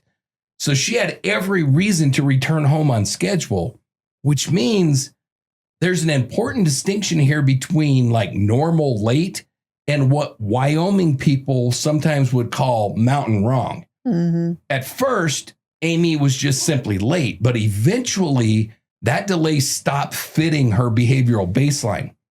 And as evening progressed, Steve began moving through increasingly serious explanations. At first, she was probably still out running. Maybe she got hung up or something. Maybe she was still running some errands. And then maybe her car broke down or she had some car trouble along the way. You know, a flat tire on a gravel road would have been very plausible. It happens all the time, especially with like passenger car tires. Mm-hmm. Eventually, Steve even considered whether Amy may have decided to go ahead and make the trip to Powell like they had talked about, like she was planning on, and then it canceled. And so, you know, he ended up calling her parents and saying, have you seen Amy? Again, it's very logical. Maybe she just up and decided, you know what, I am going to go get that furniture. Yeah. And no cell phones. And if she wasn't home when she decided, no note. Right. Yeah, exactly. So a totally normal explanation, the kind that people reach for because the alternative feels unthinkable. Mm-hmm. But as the hours pass, those explanations really stop working. And by roughly 8:15 that night, Steve stopped at Todd and Amy Skinner's home looking for Amy. They had just come back from the movie, I think. And according to later accounts, he appeared concerned. He wasn't panicked, but he was concerned. And that really feels believable to me because there's a huge difference between something doesn't feel right here and, oh my God, my wife's been kidnapped and murdered. There's a difference. And at that point, Steve still didn't know which side of that line he was on. And then between approximately 8:30 and 10:30, the concern obviously escalated significantly. Steve contacted, like I said, Amy's parents. He contacted his parents. He contacted Amy's sister. He contacted friends of them locally there in Lander. He contacted the hospital. And so that sequence matters because it's no longer indicating, you know, she'll probably show up. She's just running late. Mm-hmm. Now it's systematically eliminating the possibilities. Is she with friends? Is she with family? Is she at the hospital? None of those, you know, panned out, obviously. And so by approximately 10:30, Steve crossed the threshold that matters the very most. And he called the Fremont County Sheriff's Office and he reported Amy missing. You know, that call matters because people do not lightly contact law enforcement, especially in Wyoming, over somebody simply being late from the mountains, especially in the 90s. Calling the sheriff that night means the situation had crossed from anything normal and into something genuinely concerning. And to me, that timeline is probably faster than some people would have expected in that environment. Yeah, I actually think it is, you know, because in that culture, people often wait way longer before getting law enforcement involved. Mhm. Well, that was also back when people were under the impression you had to wait 48 hours, 24 to 48 hours, which is not true. Right, which is not true. But I really debated on whether to include this or not include this. Obviously, I didn't put it in my notes, but I do think that it's really important to bring up here, not because I think it's important, but because a lot of people point to this as evidence of Steve's guilt, and that is the 911 call. Okay. Have you heard it? No. Okay. So I don't have the 911 call because I put no value on it whatsoever, but it gets analyzed to death. And the 911 call is Steve calling the Fremont County Sheriff's Office, and he's very flippant about what he says. He says something to the effect, this is not a verbatim quote, but it's paraphrased pretty closely, something to the effect of, I'm missing a person here, and I was wondering if you had an extra one. Oh, I see the flippancy now. Yeah. And he's very lighthearted when he makes the comment. I mean, his voice is not one of panic or anything. And so I don't know. I've been trying to analyze this myself. Maybe you can help me. I don't know if this is my personality or if this is Wyoming personality or what. But to me, that doesn't raise any red flags at all. Matter of fact, it's something I could see myself saying. We're pretty sarcastic culture. We are. And we try to minimize panic, even if it's there, if that makes sense. Not me, but you, yes. So I could, to me, I that tend doesn't to embellish panic. To me, that doesn't raise any red flags at all. And I've known guys that are very much that way. Mm-hmm. So I don't know. I take it or leave it. To me, it means absolutely nothing. And like I said, it's something. This is not after Amy had been missing for days. Yeah. This is at like 10:30 that night. It's kind of like an apology. Like I don't know if this is serious, but I need to get it on record just in case. Right. That's how it feels to me. And to me, it points more to innocence than guilt. Mm-hmm. Because somebody that's guilty is going to try to sound terrified. Mm-hmm. Somebody that's innocent is going to be natural, whatever their natural is. Maybe that's terrified, but maybe that's very casual and laid back. And let's be honest. Mm-hmm. Again, I'm going to keep coming back to this only because I know these kinds of people. I've been around these kinds of people my whole life. Mm-hmm. And climbers especially have to be chill or they die. If you panic when you're on a rope, when you're climbing a cliff face or something like that, it ends badly. Mm-hmm. So it's ingrained in them to just be chill. And it's like I said when we were talking about, well, do I come back from the mountain or do I stay the night? These people are like way laid back and chill. So to me, the response means absolutely nothing. So this next part of the story becomes really, really difficult for me to ignore because despite a missing runner report coming from mountain terrain late at night, a deputy was dispatched to the Bechtel's home to take the report, but there is absolutely no evidence. Matter of fact, I can say almost unequivocally that no deputy bothered to drive up there and check out the route, which I have a huge freaking problem with. It isn't until the Bechtel's friends went up there and located Amy's car that it was found. Mm-hmm. So a deputy took this report and didn't even bother to drive his lazy ass up there, or maybe it wasn't his decision. Maybe somebody else told him not to or didn't send him up there. But to me, that is a serious issue, and I have a big damn problem with it. That lines up with the Memphis 3 cop asking in the drive-up window if something was wrong. Yeah, Mr. Bojangles guy. Yes. Yeah. Now, I want to be fair here. At that moment, law enforcement likely believed that they were dealing with an injured runner, a stranded motorist, or a delayed somebody delayed from being in the outdoors. And if I'm being honest, and I had responded to that call myself in Wyoming at that time, my first assumption probably would have been exactly the same thing. Not kidnapping, not homicide, a search and rescue operation. But that's also exactly why rapid response matters so much in mountain environments, because it's like I was talking about before. If somebody is injured, wet, immobilized, possibly unconscious, time equals life very quickly.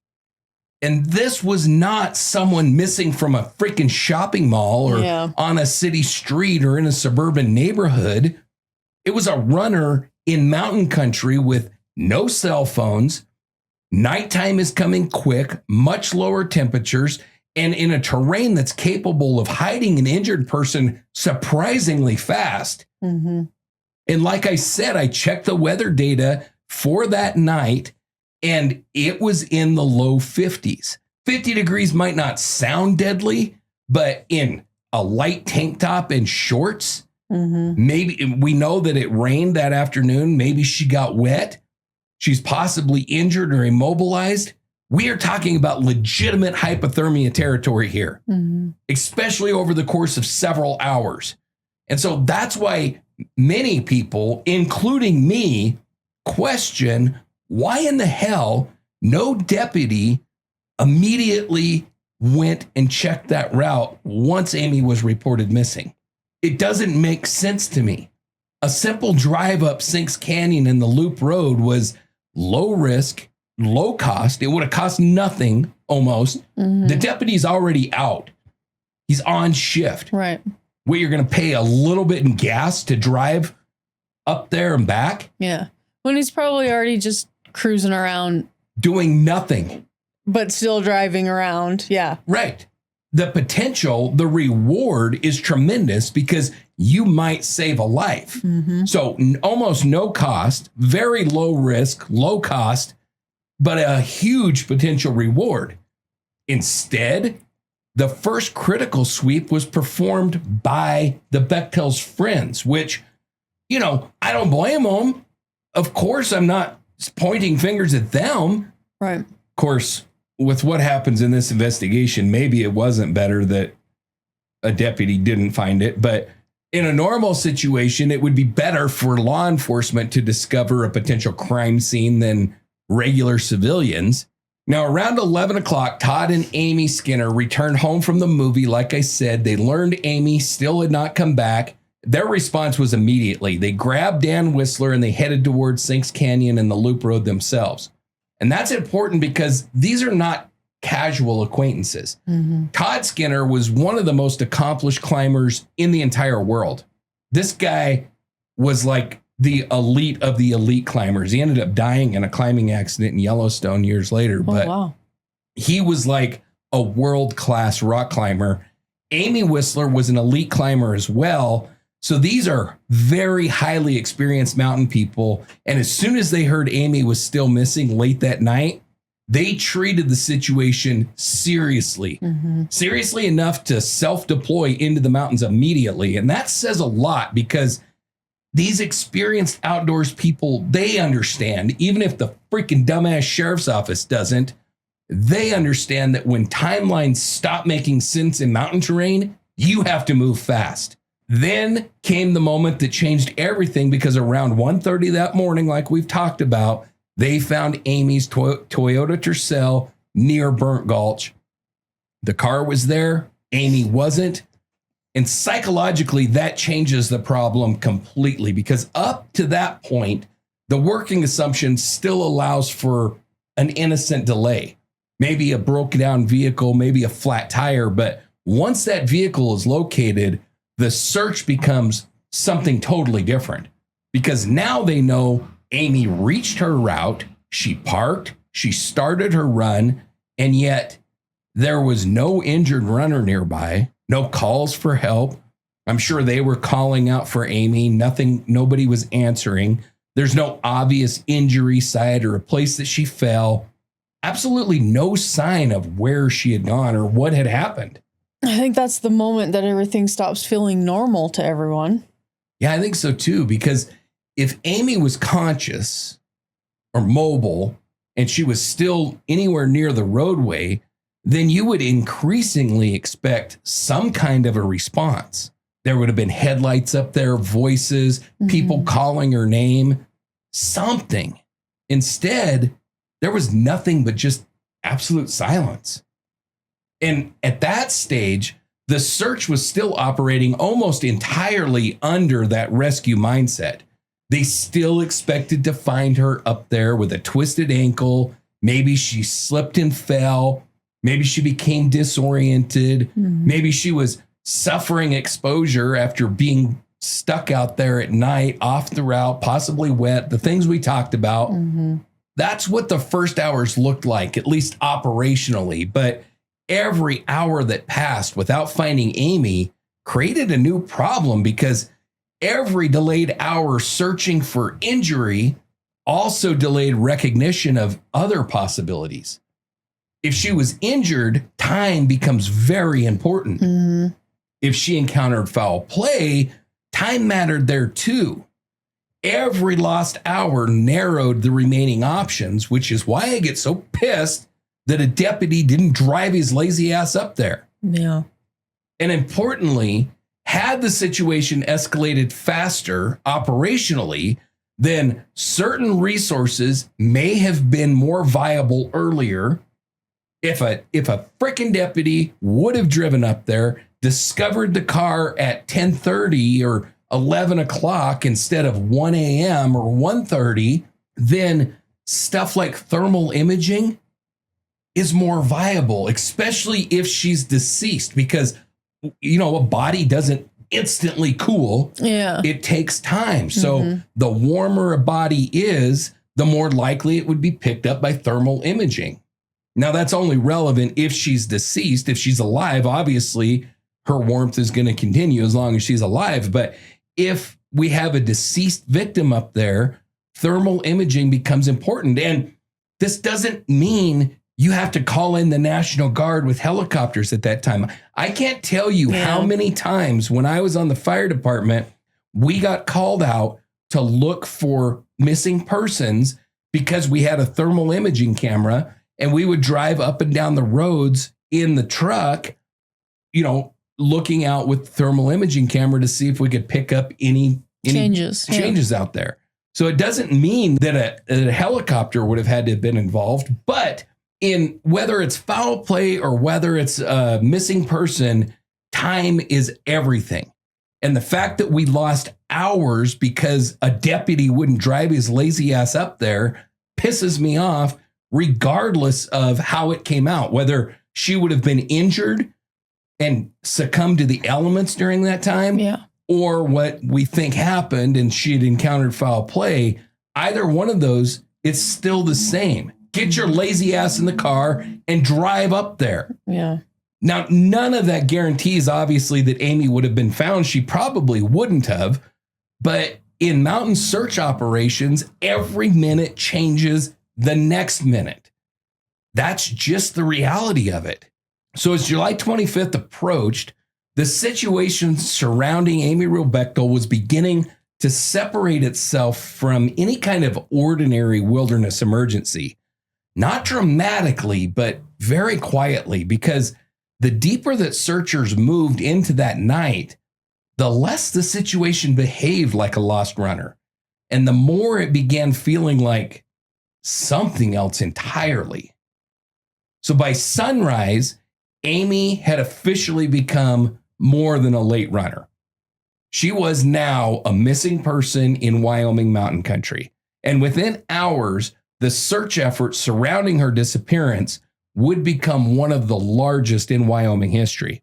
But there's an important distinction that has to be made immediately. The response was fast in rescue terms. I mean, it is such a clear delineation between the rescue operation and the investigative operation that it has to be talked about. On the rescue side, you have one of the most highly trained search and rescue teams in the world. in Fremont County. You had all of these experienced mountain people that are part of the search and rescue team. That search and rescue team are professionals. They know what the hell they're doing. They can handle high angle rescue. They can handle low angle rescue. They can handle water rescue. They're very well trained.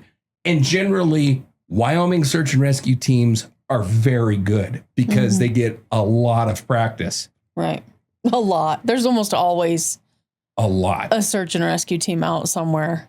And then, they would bring in Civil Air Patrol. They'd bring in the National Guard. The Bureau of Indian Affairs lent their helicopter for searches. I mean, this was an extensive and very well-conducted professional search operation and catastrophically slow forensic investigation. And understanding the difference between those two things is absolutely critical to understanding what happened in this case. Once Amy's car was located near Burnt Gulch around 1 a.m, the mountain community responded immediately. By daylight, there was all kinds of volunteers on that mountain. Climbers, horse teams, the professional search and rescue people, all the local outdoors people mobilized. Steve and Amy were part of that community. The second that Amy went missing, all of them were on that mountain immediately.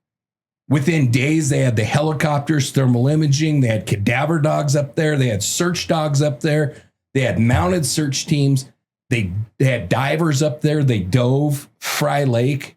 That was a little bit later, but still, they had divers in there, they had ATVs, Civil Air Patrol, National Guard. Eventually, the FBI would become involved, and that wasn't very long in. I think within the first week, the FBI was involved.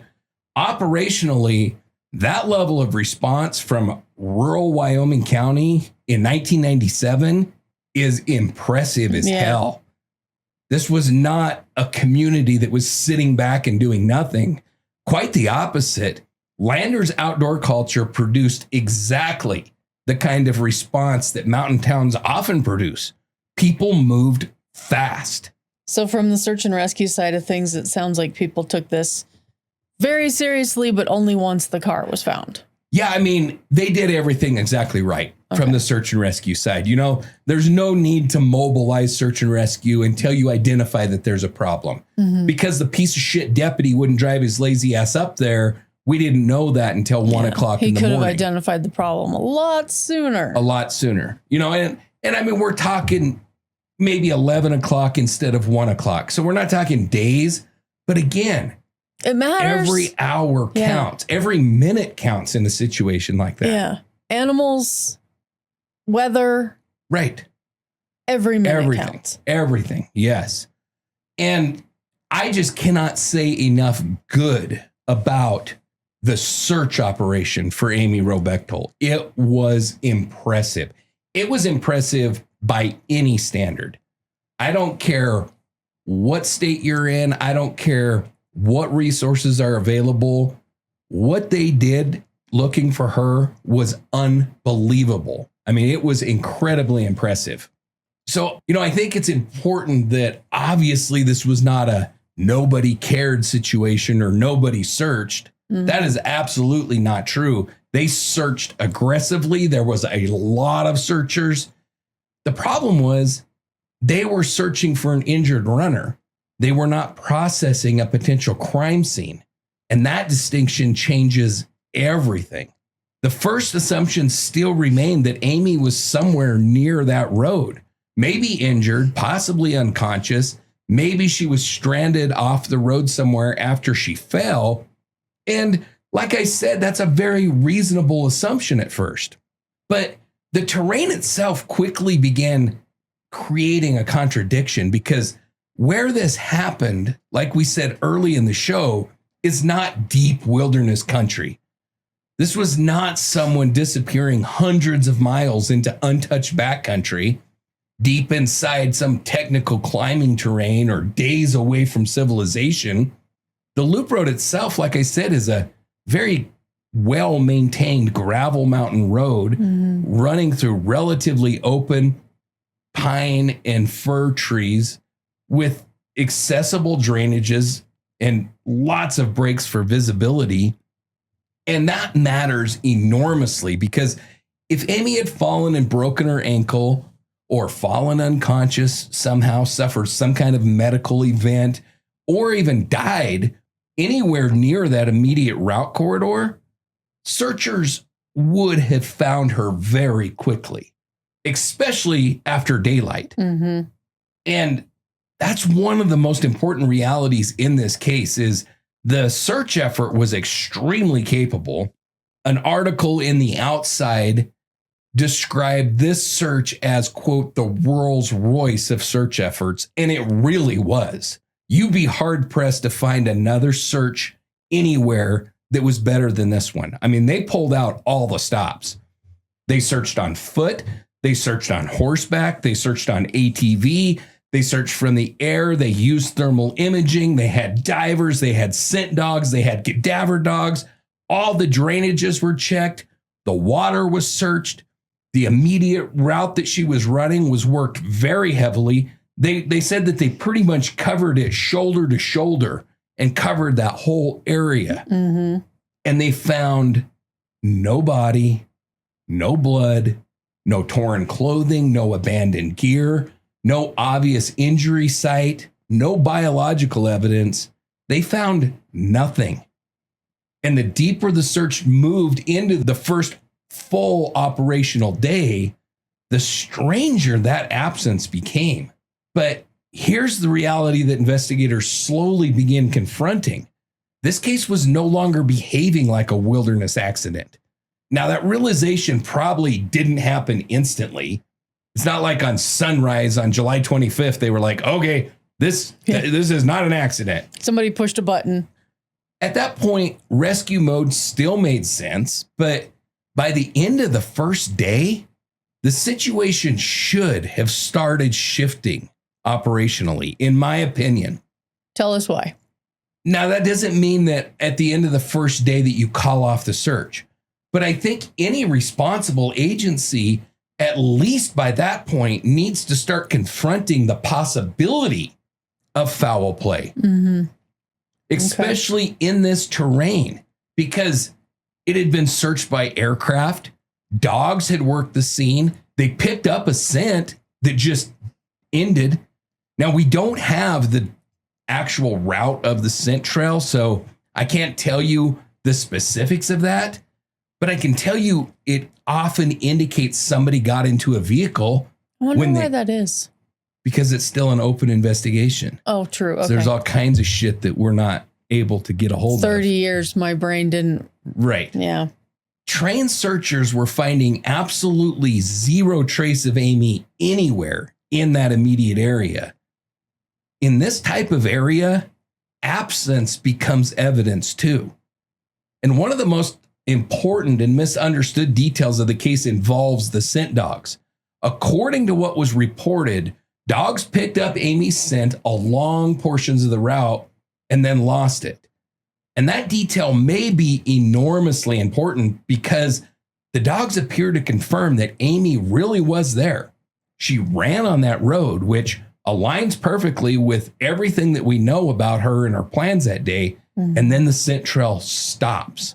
But critically, the public has never been given any clear explanation of exactly where they lost the scent.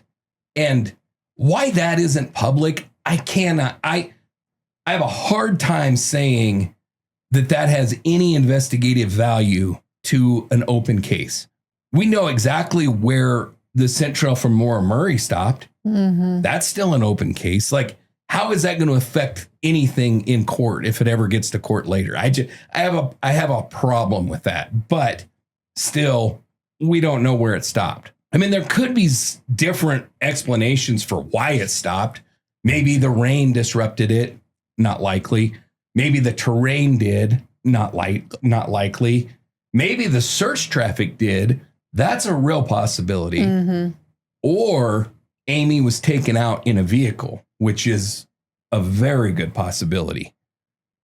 And honestly, if the scent trail ended near the roadway itself, then the last possibility, the vehicle departure, becomes extremely difficult to ignore because trained tracking dogs often lose scent when a subject enters a vehicle.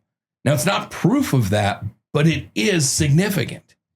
I think that's one of the unsettling things about this case is that the dogs seem to support both realities at once. Yeah. Amy was definitely there and then wasn't. Right. And that contradiction becomes one of the defining features of this case.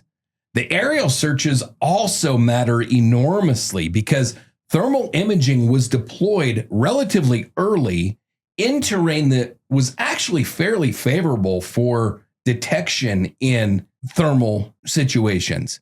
We're not talking about like dense jungle canopy or even impenetrable Wyoming forest. Sorry, I had a Jumanji thought there when you said that's kind of what I'm talking about is a situation like that. That's not what you have here. In many, many areas up there around the Loop Road, I would say the vast majority of the area around this Loop Road area is open. Mm-hmm. It's not covered in trees. I mean, this is Wyoming. We have no water. So trees only grow where there's water. Yeah. And up in this area, it is along drainages. Unless they're cedars, they grow everywhere. They grow pretty much everywhere. Yeah. But, you know, up there in this area, you have trees along the drainages where there's water running. Everything else is open. It's pretty much like sagebrush, plains up there because you're not up high enough yet to where you're up in the heavily timbered area. Mm-hmm. You're still low enough. You're kind of in the foothill area. And a lot of it's absolutely open up there. Yeah. Any living person, even if they're injured, creates a thermal contrast. And it's like, I mean, it shows up bright. You can't miss it, especially at night with cool temperatures. You know, if the temperatures are 50 degrees and you pick up a signature that's 98.6 degrees, it's going to show up like neon, a bright orange or bright yellow in any kind of thermal device. And then importantly, a body that's recently deceased, like I talked about, is going to retain that detectable heat signature for quite a long time, especially in those temperatures. Now, if you're 30 below, they're going to cool a hell of a lot faster than if you're in the 50s and the 60s, but this was right? July. Right. Yeah. But yet nothing was found. No heat signatures, no visible clothing, no remains. And while none of that absolutely eliminates a possible accident, it does make one thing that's increasingly more difficult to explain, and that is how Amy has remained completely absent from that search, how she remained at that time absent from the search area, and how she's remained undetected for 30 years. Mm-hmm. But while the rescue operation accelerated very rapidly, the forensic side of the case was collapsing because almost immediately, like I said, the original scene was compromised. The Burnt Gulch area was never properly secured. Vehicles not involved in the search, just regular vehicles were still allowed to move freely all through the area.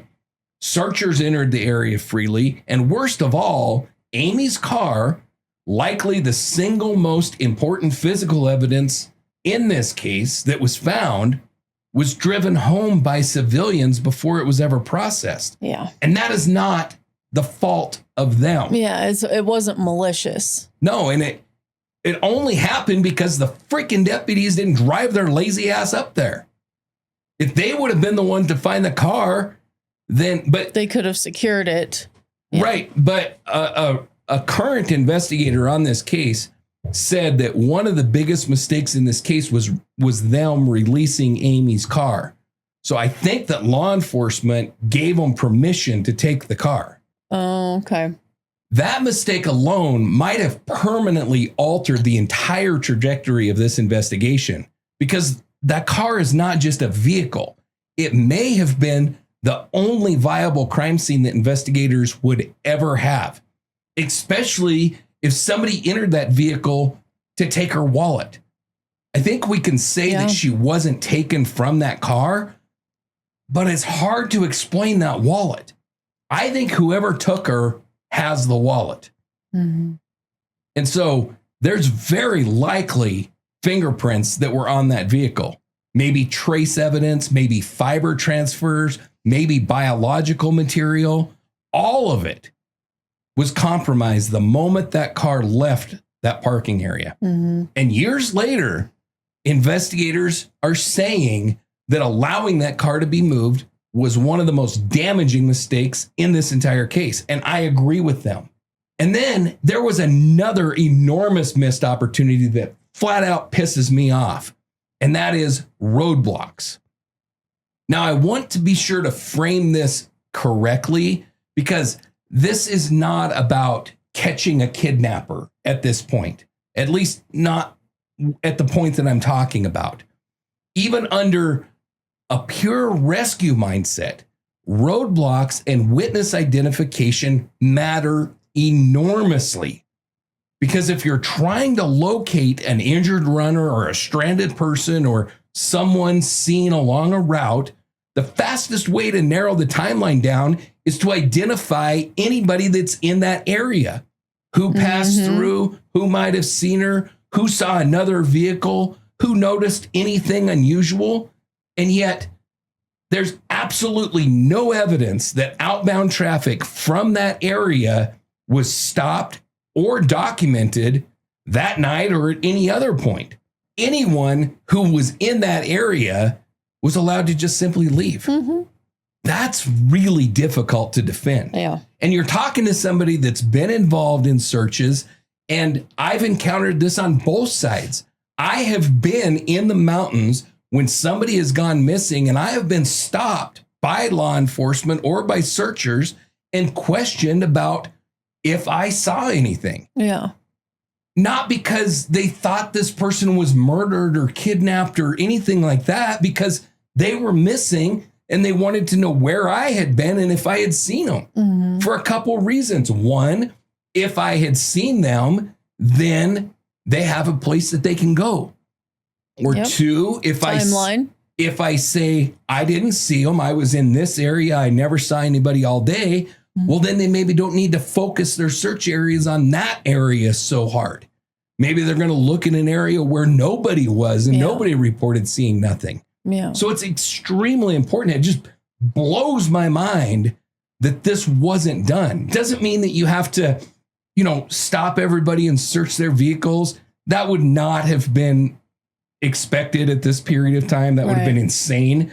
But to stop everybody coming in or leaving and asking them, hey, have you seen anything? We're missing this girl. That seems logical to me.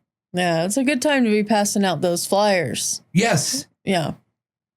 Meanwhile, another shift was already beginning quietly in the background, and that was the investigative focus towards Steve Bechtel. Oh, yeah. Now, statistically, this is very understandable. Spouses and partners are always examined first in disappearances, especially involving women. And honestly, investigators would have been negligent to not examine Steve closely.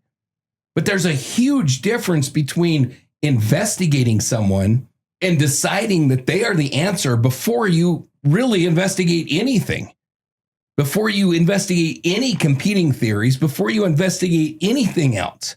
And over time, that distinction became critically important in this case, because once investigators psychologically anchored onto Steve, then every other possibility appeared to have received dramatically less or zero attention.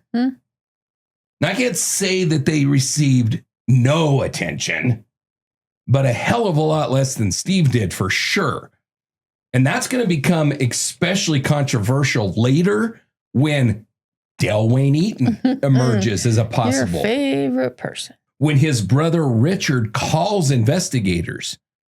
Only months after Amy disappeared, I think he called in September or October. She disappeared in July. Yeah. So this is not years later.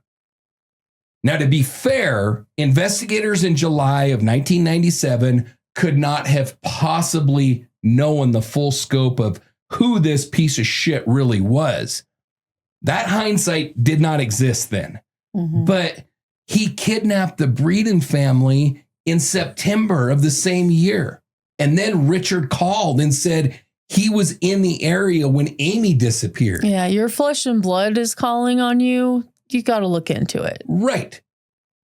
And then, obviously, Eaton became known as a violent offender. Later, it wasn't until the early 2000s that his DNA was matched to Lisa. But shit, man, he kidnapped a family at gun and knife point. Yeah. That's violent. And I think that the failure to aggressively develop that lead becomes very hard to justify. I feel like I'm not reacting appropriately because you're over there just...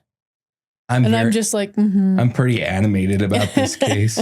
So, and it's not just me. Oh, I know. No, I mean, it's not just me that has this feeling, because many investigators today that are working Amy's case believe that the case narrowed way too fast on Steve Bechtel and ignored everything else. It's not just me saying that. The current investigators on this case have publicly said that. So by the end of the first operational days, the search for Amy Wroe Bechtel had created a terrifying contradiction. The rescue effort itself was massive. It was well organized. It was beautifully executed. And yet the mountain produced nothing.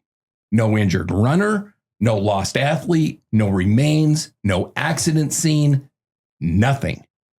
And slowly, the possibility investigators least wanted to confront began moving closer to the center of the case.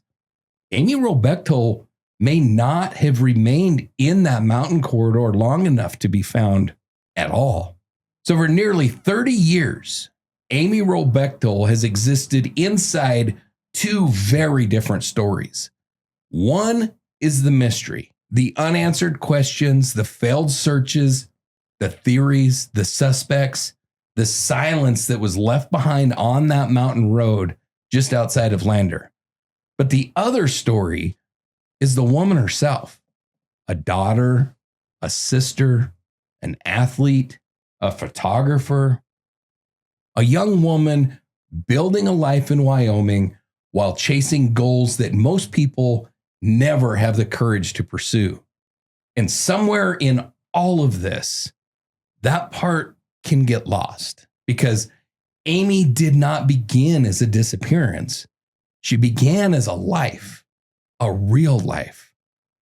And before we move deeper into the investigation, before we begin pulling apart timelines and suspects and failures, we need to stop for a moment and remember the person at the center of all of it. This is Down the Road by the J.J. Hawk Band. And this is Amy Wroe Bechtel.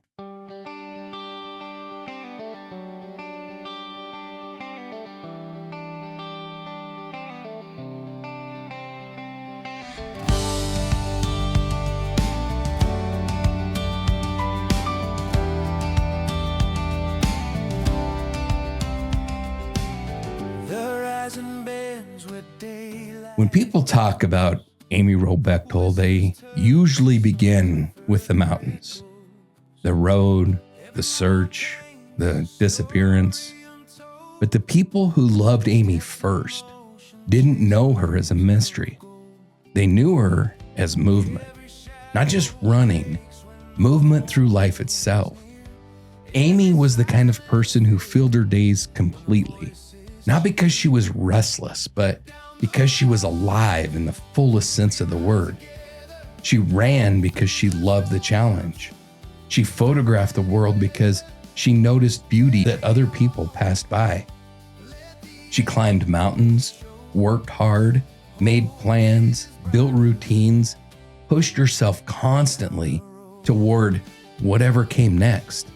And underneath all of that discipline, there seems to have been a quiet kindness about her that people remembered long after she vanished. Friends described her as focused, thoughtful, and deeply intelligent. Her family described someone who stayed connected to the people that she loved, no matter how busy life became.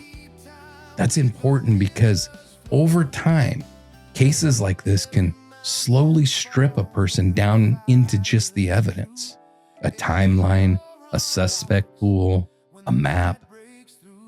But Amy was not a map marker on the loop road. She was a 24-year-old woman standing in the beginning of a life that she was actively building.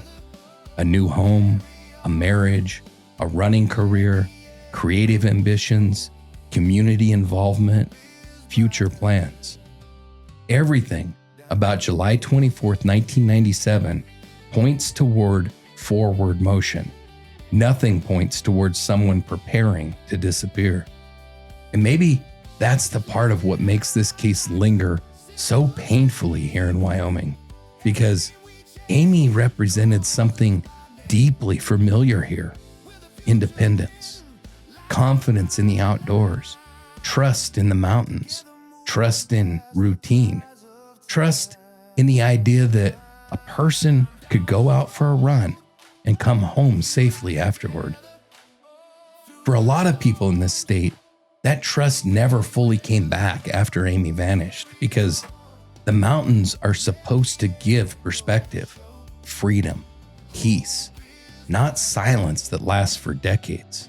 And yet, somehow, that silence has never fully erased Amy herself. Not in Lander, not among runners, not among climbers, not among the people who still stop and think about her when they drive towards Sinks Canyon. Somewhere along the way, Amy became a part of Wyoming's memory.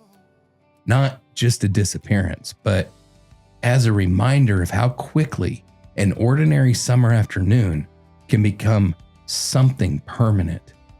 And maybe the most heartbreaking part of all of this is that Amy likely never realized that July day would become the final chapter people would know about her, because she was still planning tomorrow, still making lists, still entering photographs into competitions, still helping organize races, still building a future. The mystery came later. Amy came first. Down the road, we rise again.